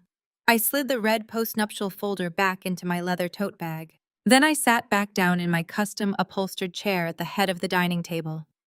I crossed my legs, elegant and unbothered. I brought my hands together, resting my elbows on the armrests, and steepled my fingers. I looked down at Chloe, watching her fake sob into the speakerphone. I let a cold, clinical smile touch my lips. I reached into my blazer pocket, pulled out my silver-engraved writing pen, and slowly, deliberately pointed it straight up toward the shadowed corner of the dining room ceiling. My pen remained perfectly steady in the air, a silver arrow pointing directly at the inconspicuous black dome nestled in the crown molding of the dining room. It was barely the size of a golf ball, blending flawlessly into the shadow of the smoke detector. Chloe's tear-filled eyes followed the trajectory of my pen. Beatrice and Malik did the same, their heads snapping upward in terrifying unison. The room fell so completely silent that the faint rhythmic ticking of the hallway grandfather clock sounded like a drum. I did not raise my voice. I did not need to. I projected my words with the crisp, authoritative articulation of a woman delivering a lethal legal deposition. "You see that blinking red light, Chloe," I stated. I leaned forward slightly, ensuring every single syllable was captured by the microphone of her phone, which was still connected to the 911 dispatcher. "That is a 4K wide-angle security camera. It is equipped with cloud-synced audio and infrared night vision. And it has been recording every single second of your pathetic performance." The manufactured sobs instantly caught in Chloe's throat. She choked, letting out a bizarre, strangled hiccup. The dispatcher on the other end of the line called out her name, but Chloe was entirely paralyzed. I lowered my pen and folded my hands neatly on the mahogany table, resting them right beside my laptop. I looked down at the woman huddled on my floor, stripping away the last remaining shreds of her fabricated victimhood. "I installed that system when I hired a new housekeeper last year," I explained smoothly, maintaining my chilling professional smile. "It captures this entire dining room, the main entryway and the front door, which means it just captured you, a healthy, completely unthreatened woman, deliberately throwing a heavy dining chair onto the hardwood floor. It captured you throwing yourself onto the ground. It captured you fabricating a deeply racist, malicious story to law enforcement in a desperate attempt to have an innocent woman arrested." Beatrice let out a soft, horrified gasp. She pressed her hand over her mouth, taking another stumbling step backward until she hit the wall. The gravity of the situation was finally crashing down on her. She knew exactly what a false police report looked like. She knew the absolute devastation a racially motivated 911 call could bring upon a family when the entire encounter was caught on crystal-clear, high-definition video. It was a career-ending, life-ruining legal catastrophe, and her precious stepdaughter had just served it to me on a silver platter. "The dispatcher is still on the line, Chloe," I reminded her, my voice carrying the steady, relentless cadence of a ticking bomb. "I highly recommend you speak into that phone and tell them you made a massive mistake. Because if those officers arrive at my property, I will not resist. I will calmly invite them inside. I will pour them a cup of coffee. And I will hand them the unedited, cloud-synced footage of you attempting to weaponize a racist stereotype to have me falsely imprisoned." Malik looked like he was going to be physically sick. His chest heaved, his eyes darting frantically between the blinking red light of the camera, his mother and his wife. He was witnessing the absolute, undeniable destruction of his stepsister's untouchable aura. He had spent his entire life believing she was fragile, innocent, and inherently superior. Now he was watching her be exposed as a calculated, malicious fraud. I was not finished. I shifted my gaze to Beatrice, locking eyes with my mother-in-law to ensure she understood she was going down with the ship. And then I continued, bringing my attention back to Chloe. I will press formal charges against you. I will press charges for filing a false police report. I will press charges for trespassing on my property after I explicitly told you your free ride was over. And most importantly, I will press charges for attempted extortion regarding the $50,000 you and Beatrice just admitted to conspiring to steal. Beatrice's knees actually buckled. She grabbed the edge of a side table to keep from collapsing onto the floor. Kendra. Please, Beatrice whispered, the arrogance entirely wiped from her features. She was just scared. She did not mean it. She meant every single word. I snapped back, my professional facade dropping for a fraction of a second to reveal the absolute steel underneath. You barged into my home uninvited. You threw a temper tantrum because I successfully protected my son's college fund from your parasitic greed. You and Beatrice explicitly bragged on camera that Malik transferred that money to fund your luxury lifestyle. That is financial abuse. That is attempted extortion. It is a fully documented conspiracy, and the police will be very interested in hearing Beatrice brag about her son liberating my funds. Chloe looked down at the phone in her trembling hand. The dispatcher's voice crackled through the speaker, sharp, demanding, and highly alert. Ma'am, are you still there? Do you still require immediate assistance? Units are approaching your sector. The grand illusion shattered entirely. The victim narrative dissolved into raw, unadulterated panic. Chloe scrambled to her knees, her expensive blonde hair falling in her face, her designer jacket twisted and ruined. The smugness was completely gone. The fake, breathless terror had vanished. She was just a cornered, terrified woman, realizing she had walked blindly into a steel trap with no escape route. Chloe stammered, her voice cracking violently. It was no longer the delicate cry of a victim, but the genuine, pathetic stutter of a coward realizing she had lost everything. I made a mistake. Ma'am, please clarify. The dispatcher ordered, their tone shifting from supportive to suspicious. Are you in danger? Is the aggressor still threatening you? No. Chloe squeaked out, her knuckles turning white as her fingers tightened around the phone case. She looked up at me, her eyes wide, bloodshot, and filled with genuine, absolute fear. I did not break eye contact. I did not soften my expression. I just raised a single commanding eyebrow, waiting in total silence for her to finish digging her own grave. No, I am not in danger. Chloe rapidly backpedaled, the words tumbling out of her mouth in a desperate rush. It was a misunderstanding. A terrible, terrible misunderstanding. Please cancel the police. Do not send anyone to this address. I am leaving right now. Everything is completely fine. Ma'am, we have to send an officer to confirm your safety since a physical threat and potential assault were reported, the dispatcher stated formally. No, Chloe practically screamed, the panic taking full control of her vocal cords. She scrambled to her feet, abandoning the cashmere sweater on the floor, grabbing her purse with wild, frantic movements. Do not send them. Everything is fine. It was a joke. It was just a stupid joke between family members. Do not send the police. I am hanging up now. She jammed her thumb onto the red end call button with frantic, desperate force. The line went dead with a sharp beep, leaving the dining room engulfed in a thick, suffocating silence. Chloe stood frozen, breathing heavily, staring at the blank screen of her phone. She had just admitted to a 911 dispatcher that she had faked a horrific emergency. She had just confirmed on my recorded audio feed that she was entirely safe and that her previous claims were a lie. She had handed me the absolute, undeniable proof of her own malicious perjury. I smiled again, picking up my pen and tapping it gently against the postnuptial folder on the table. Checkmate. The word hung in the air, checkmate. The transformation was a spectacle of absolute psychological whiplash. Chloe's frantic, hyperventilating gasps stopped instantly. The manufactured trembling in her hands ceased. She slowly lowered the phone from her ear and tossed it onto the polished mahogany table, where it landed with a sharp, dismissive clatter. The wide, terrified eyes she had worn just seconds prior narrowed into dark, hateful slits. Every ounce of the fragile, helpless victim evaporated. The mask had not just slipped, it had shattered into 1,000 jagged pieces, leaving behind the true predatory nature of the woman standing in my dining room. She stood up straight, abandoning her cowering posture on the floor. She smoothed the front of her designer jacket and glared at me, her face flushed with a furious, ugly red. "You are a monster!" Chloe snarled. Her voice dropped an entire octave, completely stripping away the sweet, breathless pitch she had just utilized to manipulate a 911 dispatcher.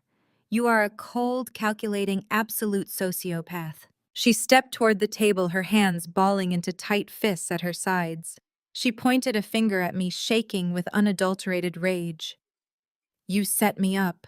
You sat there and let me panic. You let me think I was getting that money. You let me call the police just so you could humiliate me. You enjoy this. You get off on ruining people's lives. You are so obsessed with your money and your power that you are literally trying to make a single mother and 2 innocent children homeless out of pure vindictive spite." I did not flinch.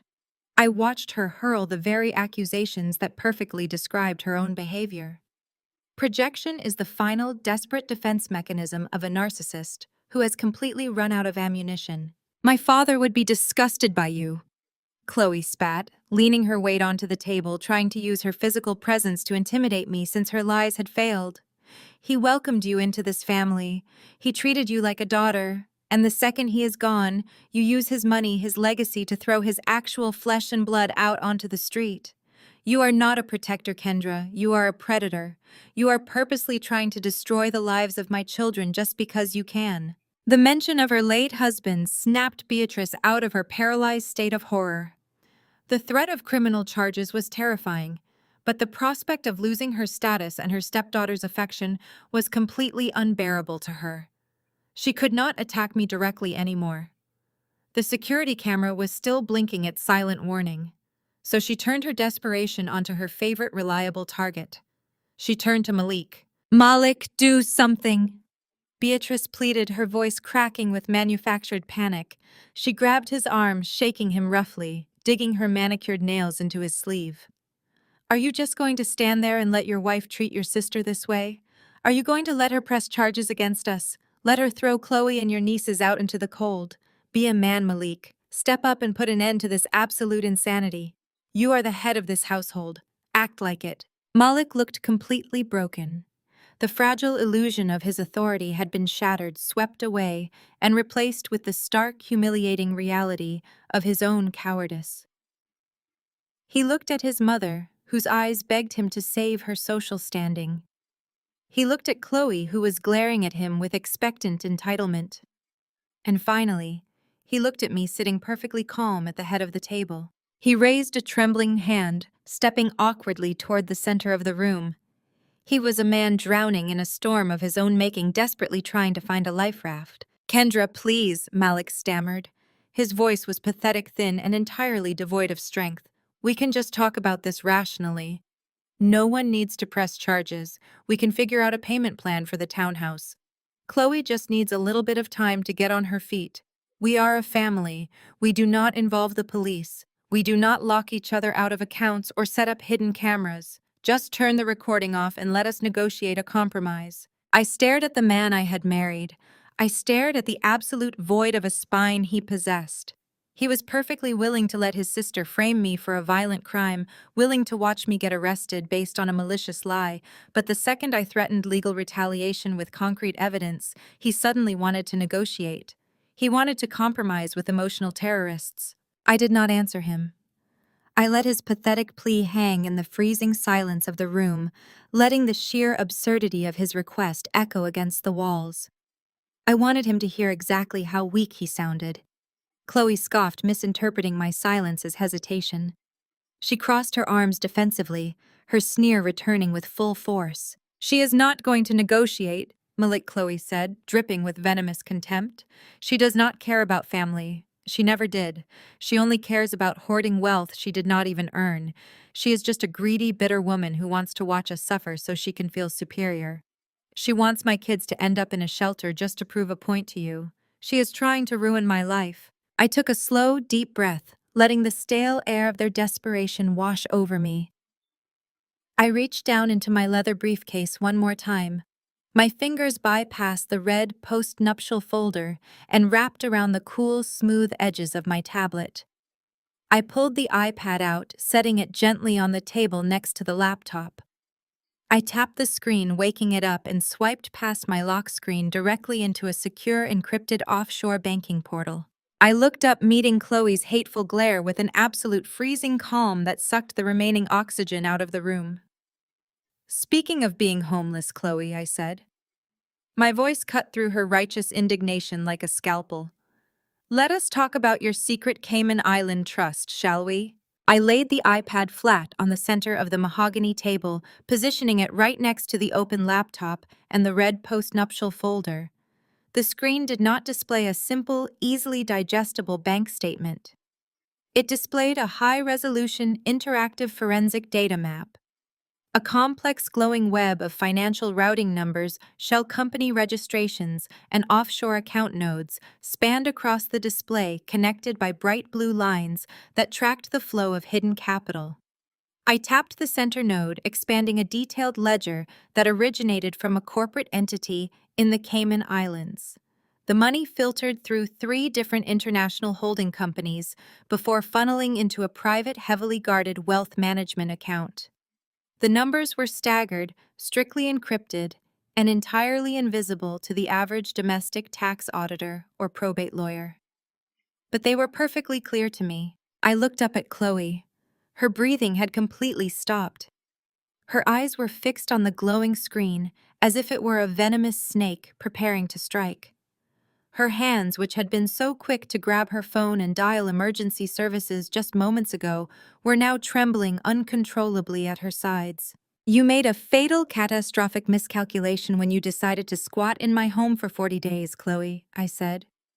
My voice was eerily calm, contrasting sharply with the absolute destruction I was dealing out. "You moved your excessive luggage into my guest room. You ate the food I paid for. You demanded my husband cater to your every whim, expecting him to drop his own responsibilities to act as your personal chauffeur and emotional support animal. You paraded around this house acting like a destitute, helpless victim of a cruel world.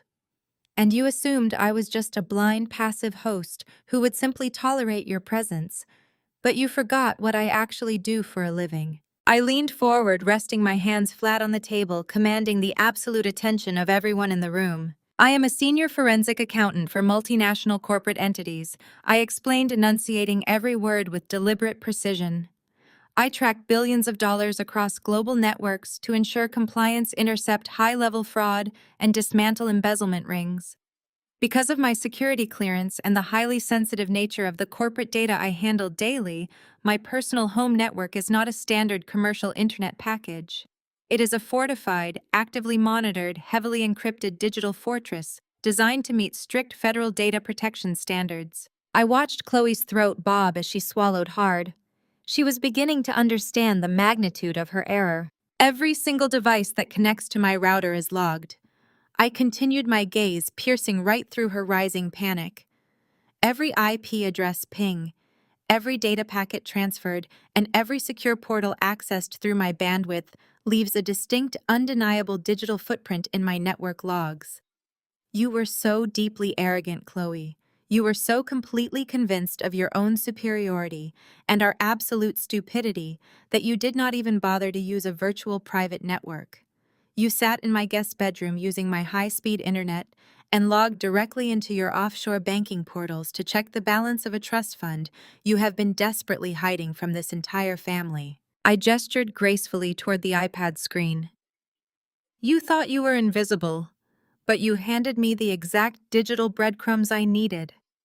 Once I saw the international routing requests hitting my firewall, it took me less than 3 hours to bypass the shell companies and map your entire hidden financial portfolio."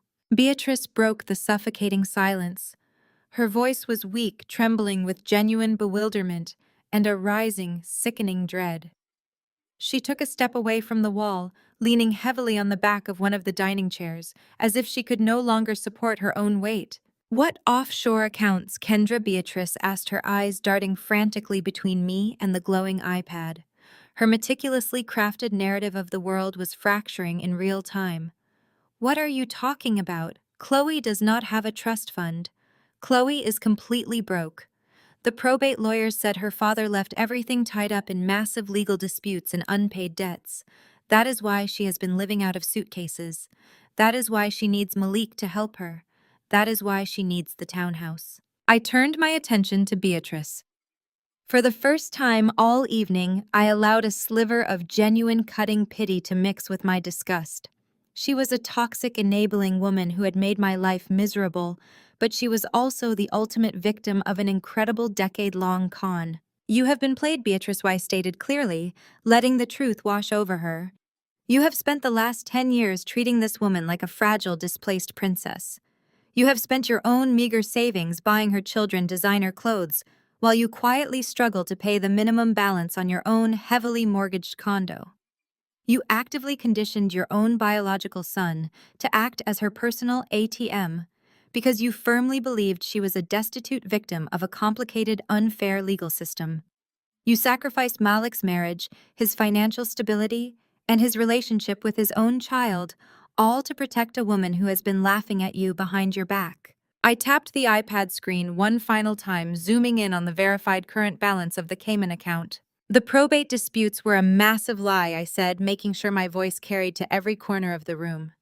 "Her father did not leave her penniless.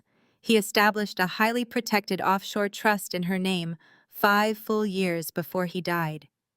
It was designed specifically to bypass domestic estate taxes and entirely shield the assets from public record. She has over $2.8 million sitting in an account that generates more in quarterly interest than Malik makes in an entire year." Malik let out a choked, desperate sound.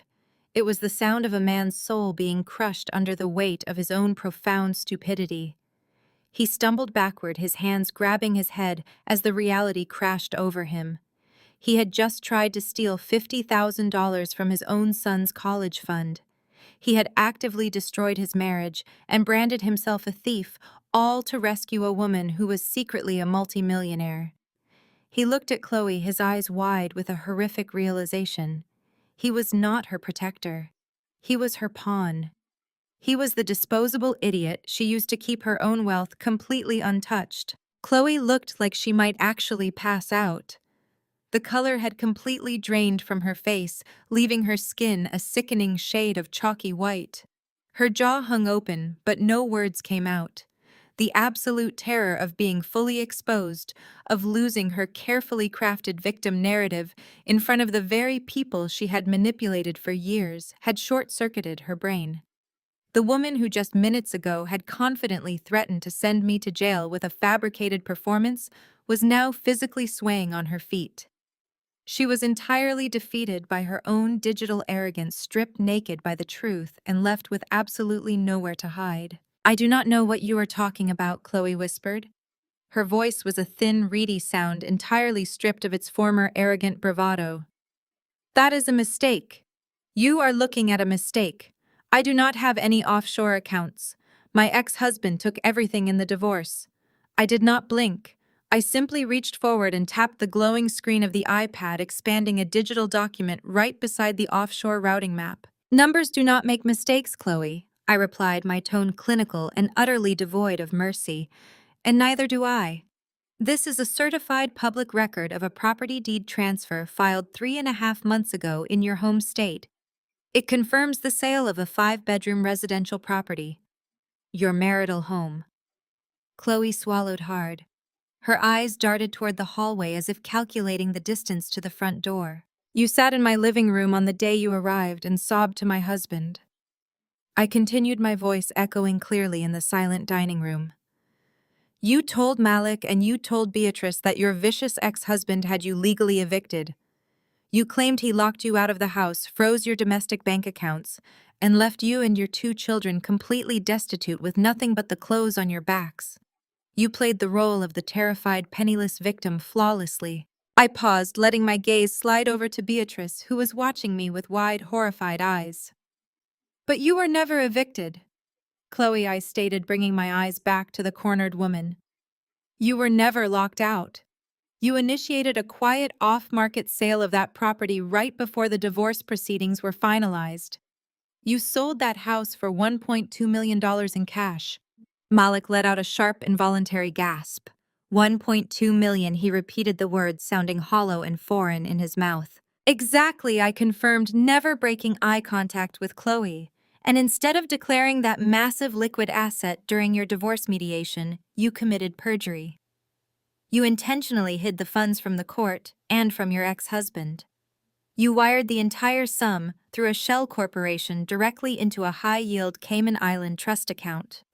You parked your millions offshore entirely out of reach of domestic subpoenas, so you could stand before a judge and falsely claim you were a bankrupt single mother who desperately needed maximum spousal support and full custody. Chloe's face contorted into a mask of pure, ugly panic.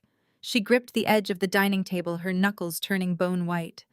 That was my money, she hissed, her voice vibrating with a sudden vicious defensiveness.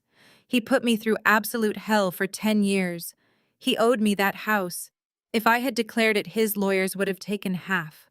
I was protecting my children. I was protecting our future. You were committing a federal financial crime, I corrected her sharply. But your criminal exposure in your divorce is not my primary concern. My concern is the vile parasitic scam you have been running inside my home for the last 40 days. I stood up slowly, pushing my chair back. The simple movement made Chloe flinch. I walked around to the side of the table, placing myself directly between Chloe and her escape route to the front door.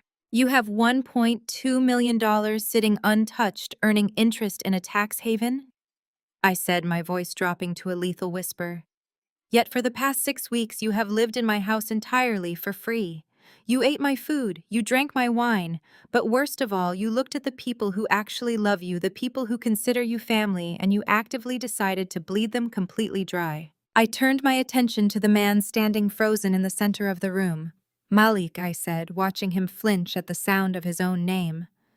How much did you pay for her first-class plane tickets to get her here when she claimed she was fleeing abuse? How much did you pay for the private school application fees for her kids last week? How much of our joint checking account did you secretly drain to buy her a new wardrobe because she claimed she had to leave all her clothes behind? Malik could not answer.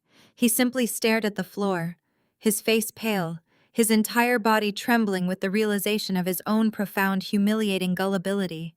He had jeopardized his marriage and betrayed his own wife to play the hero for a woman who could have bought and sold him 10 times over. But the true devastation was not radiating from Malik. The true heartbreaking horror was emanating from the woman leaning against the wall. Beatrice took a slow, agonizing step forward. Her eyes were fixed entirely on Chloe. The arrogant, overbearing mother-in-law, who had spent the last hour screaming insults at me, was completely gone. In her place stood a shattered elderly woman, realizing she had been conned by the one person she trusted above all others. Chloe. Beatrice whispered, her voice cracking with raw, unadulterated pain. Tell me she is lying. Tell me you do not have $1 million. Chloe refused to look at her stepmother. She stared stubbornly at the mahogany table, her jaw set in a hard, defiant line. She showed absolutely zero remorse. Tell me, Beatrice demanded, her voice rising into a sharp, desperate cry. I cashed out my pension, Chloe, 2 weeks ago when you sat on my couch and cried that you could not afford to buy your children winter coats. I took the early withdrawal penalty. I drained the last $20,000 of my retirement fund, the money I was saving for my medical care, and I gave it directly to you. The silence that followed was heavy and suffocating. Beatrice's breathing grew ragged as she stared at the woman she had raised, the woman she had fiercely protected and prioritized over her own biological son. I bought you those designer bags, Beatrice continued, tears finally spilling over her eyelashes and cutting through her heavy makeup. I paid for your spa days because you said your nerves were completely shattered from the eviction.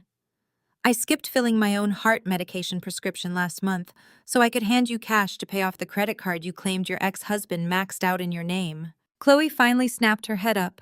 Her eyes were cold hard and entirely empty of empathy. You offered?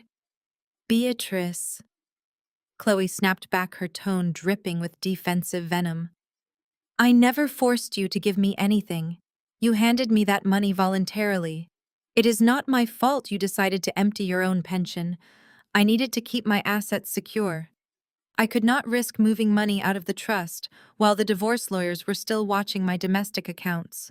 I had to maintain the appearance of being broke. You let me empty my retirement account to buy you luxury clothes while you had $1 million hidden on an island, Beatrice whispered. Beatrice stumbled backward, the physical impact of the betrayal hitting her squarely in the chest. She brought both hands up to cover her mouth, letting out a muffled, agonizing sob. The realization was total and absolute. Chloe was not a victim of circumstance. Chloe was a highly calculated financial predator who had weaponized Beatrice's maternal instincts to fund a daily luxury shopping spree entirely to protect her own hidden millions. Beatrice looked at Malik, her eyes silently pleading for someone to tell her this was a nightmare. But Malik just looked away, too ashamed of his own complicity to offer any comfort. They had both willingly thrown themselves onto the tracks to protect Chloe, completely unaware she was the one driving the train. I watched the family dynamic permanently self-destruct right in front of me. I had not needed to raise my voice. I had not needed to throw a chair or dial emergency services. I had simply gathered the data, laid out the irrefutable facts, and let the truth tear them apart from the inside out. The toxic alliance that had held this family together for decades imploded violently right in front of my eyes. The fragile bond between the enabling stepmother, the cowardly son, and the manipulative golden child completely shattered, leaving nothing but raw, ugly resentment in its wake. "Give me my money back!" Beatrice screamed. The sound tore from her throat, guttural and frantic. She lunged forward, grabbing Chloe by the lapels of her expensive, supposedly borrowed designer blazer. "Give me my $20,000 right now. I cashed out my pension for you. I compromised my own health care for you. I bought your children's shoes because you looked me in the eyes and swore on your father's grave that your ex-husband had left you starving. You parasitic, lying fraud. Transfer my money back to me this second." Chloe shoved Beatrice away with a forceful, vicious thrust of her arms. The older woman stumbled backward, her hip crashing hard into the edge of the dining table. "Get your hands off me!" Chloe snarled, her upper lip curling into a sneer of absolute disgust. She did not look like a frightened victim anymore. She looked like a cornered predator baring her teeth. "Are you completely out of your mind? I am not giving you a single cent. I need that capital exactly where it is. If I move $1 out of the Cayman accounts to pay back your stupid, impulsive cash gift, it creates a digital paper trail. Do you have any idea what my ex-husband's lawyers will do if they find out I have liquid assets? They will take half of it. I am not losing my future just because you made a pathetic, emotional decision to empty your own bank account. You gave me that money freely, Beatrice. You were stupid enough to hand it over, and that is your problem, not mine." Beatrice gasped, the remaining color draining from her face. She raised a shaking hand, pointing a trembling finger at the woman she had fiercely protected for 10 years. She had spent a decade treating me like dirt to elevate Chloe. She had actively encouraged Malik to disrespect his own marriage to serve Chloe's needs. And this was her reward: total unapologetic betrayal. Malik stood frozen in the center of the room, his eyes wide and hollow. The horrific reality of his choices was finally catching up to him, crashing down like a physical weight. He looked at his mother hyperventilating against the dining table. He looked at his stepsister, whose face was twisted into a mask of selfish, greedy rage. And then he looked at me. He looked at the wife he had lied to, the wife he had attempted to steal from, the wife whose home he had allowed to be turned into a battleground. He had been willing to empty his own son's college fund. He had been perfectly prepared to steal $50,000 from his own child's future to fund Chloe's fake tragedy. He had destroyed his marriage, obliterated my trust, and burned his entire life to the ground for a woman who was secretly sitting on millions. A strangled, pathetic sob broke from Malik's chest. His legs simply gave out. He dropped to his knees on the hardwood floor, burying his face in his hands, and began to weep. It was a loud, ugly, uncontrollable breakdown. The golden son, the head of the household, was reduced to a sobbing, shivering mess, mourning the complete destruction of his life for a lie he had been too weak to question. I watched them for a moment. I watched the shouting, the crying, the absolute devastation of three people who had tried to play me for a fool. I brought my hands together and delivered a single sharp clap. The sound echoed through the dining room, like a gunshot slicing instantly through Beatrice's screaming and Malik's pathetic sobbing. All three of them snapped their heads toward me. As deeply entertaining as it is to watch this family finally tear itself apart, I said, my voice projecting crisp and cold across the room, I have not even gotten to the best part yet. Chloe's eyes widened. She swallowed hard, her chest heaving as she stared at the glowing iPad on the table. "What do you mean?" she whispered, the panic clawing its way back into her throat. "What else could you possibly have?" I smiled, leaning back in my custom-upholstered chair, entirely relaxed. "You seem to have forgotten the ethical requirements of my profession, Chloe," I explained smoothly. "I am a licensed senior financial investigator. I hold federal credentials. I am a legally mandated reporter of financial crimes. When I access a network log and discover that a resident in my home has secretly transferred $1.2 million into an offshore tax haven while actively undergoing a contested divorce, I cannot just sit on that information." Chloe stopped breathing. Her hands flew to her mouth. "I did not just map your routing numbers for my own personal amusement. I continued, driving the final nail into her coffin. You committed perjury. You signed legally binding financial affidavits in family court, swearing under oath that you had zero assets and zero income. You explicitly requested maximum spousal support and emergency housing stipends based on a fraudulent claim of poverty. That is not a simple lie to your stepmother. That is felony divorce fraud. That is federal tax evasion." "No!" Chloe choked out, taking a stumbling step toward the table, as if she could somehow grab the iPad and erase the digital reality. "No, you cannot do this. You have no right to look at my accounts. It is illegal. It is an invasion of privacy." "It is my Wi-Fi network," I corrected her sharply. "And the digital footprint you left behind is entirely admissible. So yesterday morning, while you were busy laying by my pool and complaining to Malik about how stressed you were, I compiled a highly secure encrypted dossier. I packaged every single offshore routing number, every hidden account ledger, the property deed transfer from your marital home, and the exact timestamps of your logins from my guest bedroom." I leaned forward, locking my eyes with hers. "And I sent that entire encrypted package directly to your ex-husband's divorce attorney." Chloe let out a sound that was half scream, half gasp. She stumbled backward, her hands gripping her own hair. "I happen to know his attorney is absolutely ruthless," I noted calmly. "I imagine he took one look at the undeniable proof of your hidden millions and immediately filed an emergency ex parte motion with the family court. By Monday morning, a judge will freeze that Cayman Island trust. The Internal Revenue Service will be notified of your undeclared liquid assets. You are not going to get a single penny of spousal support. In fact, when the judge sees the extent of your perjury, you will likely be ordered to pay your ex-husband's entire legal fees, forfeit the majority of that trust as a penalty for fraud, and face severe criminal charges." "You tried to make me the villain of your story, Chloe. But you just handed your ex-husband the exact ammunition he needs to destroy you." Right on cue, the silence in the room was shattered by a sharp, vibrating buzz. Chloe's cell phone, still sitting abandoned on the mahogany table right where she had tossed it after canceling her fake 911 call, lit up. The bright screen illuminated the polished wood. Every eye in the room dropped to the phone. The caller ID flashed in bold, unmistakable letters. It was her ex-husband's attorney. Chloe stared at the buzzing phone. Her entire body began to shake violently. The reality of her situation hit her with the force of a freight train. There was no more manipulation. There were no more tears she could weaponize. Her secret millions were gone. Her victim narrative was dead. She was facing federal charges, complete financial ruin, and the absolute destruction of her pristine image. Her knees buckled. Chloe dropped straight down onto the hardwood floor, collapsing in a heap of designer clothing and shattered arrogance. She wrapped her arms around herself, staring blankly at the ringing phone, utterly and completely ruined. The glowing screen of Chloe's dropped cell phone finally went dark, plunging her corner of the floor back into the shadows. The vibrating ceased, but the ringing in the ears of every person in the room remained.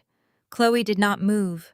She remained curled into a tight, pathetic ball on my expensive hardwood, her breath hitching in shallow, irregular gasps.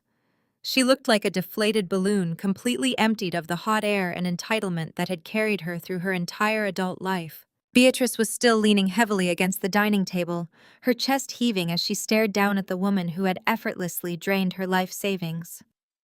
There was no motherly warmth left in her eyes. There was only the hollow, vacant stare of a woman realizing her golden years would be spent in absolute poverty, all because she had prioritized a manipulative parasite over her own flesh and blood. I did not offer them a single ounce of comfort. I had no sympathy left to give. I stood up slowly, the legs of my custom chair scraping softly against the floor. The sound made all three of them flinch. I looked down at my outfit, casually brushing a microscopic piece of lint from my tailored pencil skirt. I smoothed the fabric with slow, deliberate strokes, completely unbothered by the emotional carnage surrounding me. My pulse was steady, my breathing was even. I felt nothing but the crisp, refreshing clarity of absolute victory. I checked the silver watch on my wrist. "It is currently 9:45, I announced. My voice was a sharp, clinical blade cutting through the heavy atmosphere of the dining room. "You have exactly 15 minutes to gather your designer luggage and vacate my property." Beatrice's head snapped up. Her tear-streaked face contorted in shock. "Kendra, please," she rasped, her voice barely a whisper. "Where am I supposed to go? I do not have a car here. I do not even have money for a hotel room. Chloe took everything I had." "That sounds like a terrible personal dilemma, Beatrice," I replied smoothly, not breaking eye contact.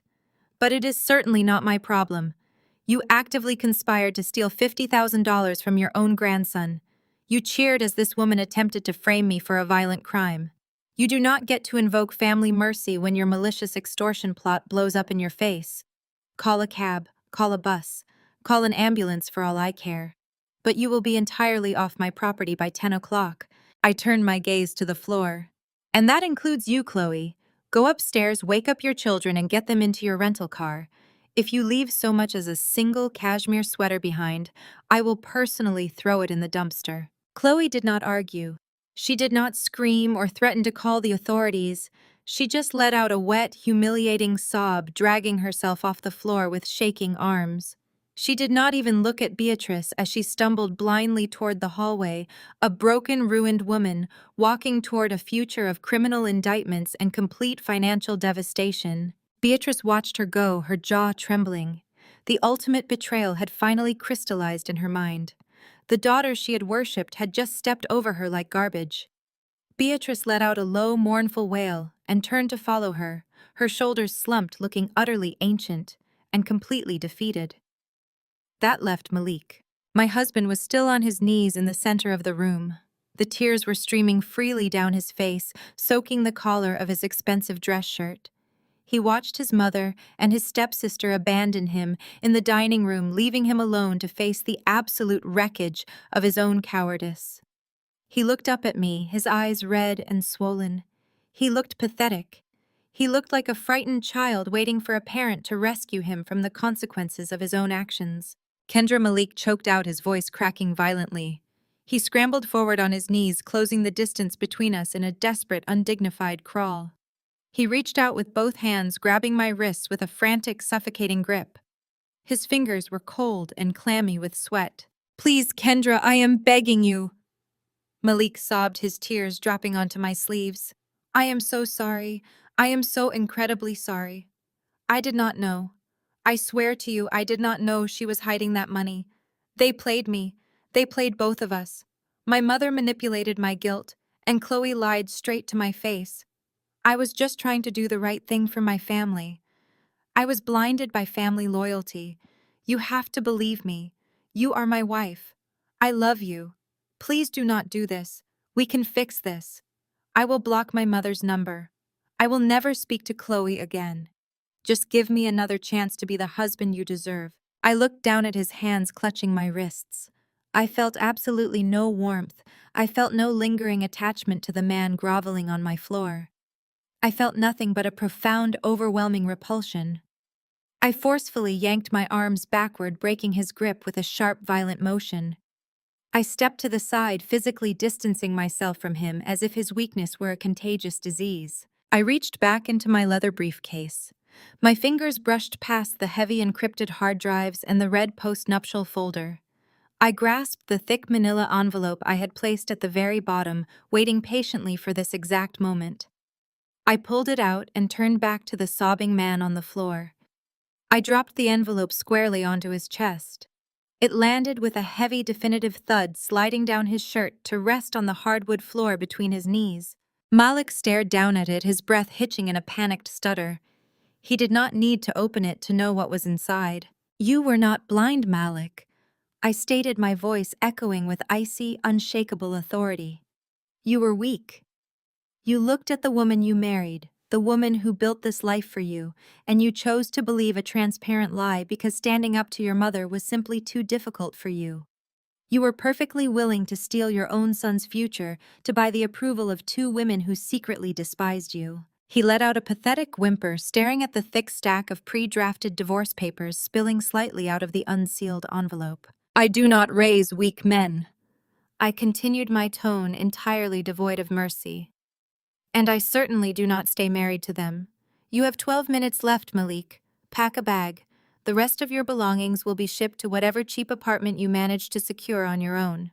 Do not try to contact me. My lawyer will handle all future communication regarding the divorce and your supervised visitation schedule with Trey." Malik opened his mouth to speak, but the absolute freezing finality in my eyes silenced him instantly. The harsh, undeniable reality of his situation crushed whatever remaining protests he had prepared.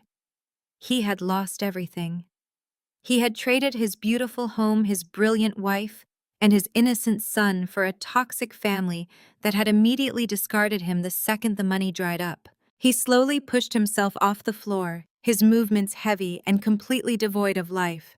He clutched the manila envelope in his trembling hand, refusing to meet my eyes. He turned and walked out of the dining room without saying another word. I stood alone in the center of the room, listening to the frantic, chaotic sounds echoing from the upper floor. I heard the frantic zippers of expensive luggage. I heard Chloe's muffled, hysterical sobbing as she desperately tried to pack her belongings before the 15-minute deadline expired. I heard her children, confused and whining, being dragged out of their beds and forced into the harsh reality of their mother's catastrophic failure. The exodus was swift and entirely unceremonious. Chloe was the first to descend the stairs. She was hauling a massive, oversized suitcase, her face hidden behind dark sunglasses to conceal her swollen red eyes. She dragged her two sleepy children behind her, her grip on their hands tight and frantic. She did not look toward the dining room. She practically sprinted toward the front door, fleeing the house as fast as she could before law enforcement or her ex-husband's legal team could intercept her.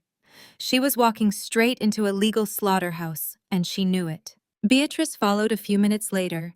She carried a single modest travel bag. She looked ancient. The arrogant swagger that had defined her entire personality was completely gone. She had been thoroughly ostracized by the stepdaughter she worshipped and entirely cut off by the biological son she had manipulated. She walked out the front door, stepping out into the cold night air, an elderly woman with absolutely zero assets and zero family left to exploit. Finally, Malik appeared in the entryway. He carried a small duffel bag over his shoulder. He stopped just short of the doorway, his hand resting on the brass handle. He turned his head slowly, looking back toward the dining room. He was hoping for a sign of hesitation. He was begging silently for a reprieve. I stood perfectly still, my posture straight, my expression an impenetrable wall of ice. Malik lowered his head in utter defeat. He stepped over the threshold, pulling the heavy wooden door shut behind him.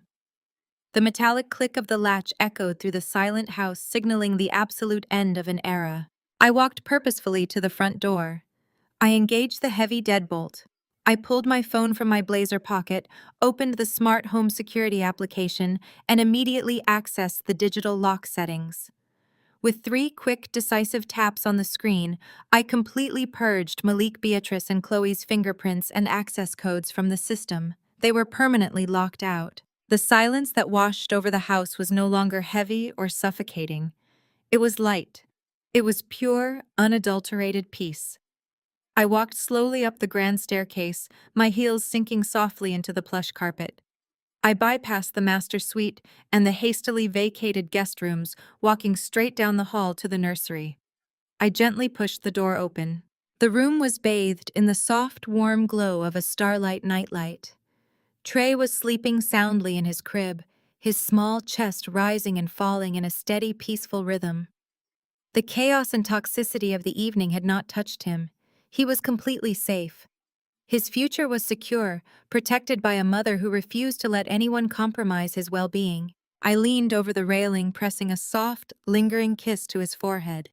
He stirred slightly, letting out a quiet, contented sigh, before settling back into a deep sleep. I stepped back, closing the nursery door with a soft click. I walked back downstairs, my steps light and completely unburdened. I moved past the dining room, past the blinking red light of the security camera that had captured the entire spectacular downfall, and walked straight into the kitchen. I opened the custom wine fridge, reaching past the everyday bottles to select a highly prized vintage reserve I had been saving for a truly special occasion. I pulled a crystal glass from the cabinet, uncorked the bottle with a satisfying pop, and poured myself a generous measure of the dark, rich wine. I took a slow, deliberate sip, letting the complex flavors settle on my palate. I looked out the kitchen window into the dark, quiet street, knowing that the parasites were finally gone. The financial traps were set. The legal machinery was already in motion. Justice had been served cleanly, professionally, and entirely on my terms. The greatest lesson from Kendra's journey is that true security is built on independence and self-respect. She proved that setting firm boundaries and walking away from manipulation is the ultimate display of strength, not a sign of failure. You do not owe your peace, your resources, or your sanity to anyone who consistently disrespects you, even if they share your last name. Protecting your own future is always worth the fight. Have you ever had to cut ties with a toxic family member to protect your peace? Share your story in the comments below, and please like and subscribe for more empowering content.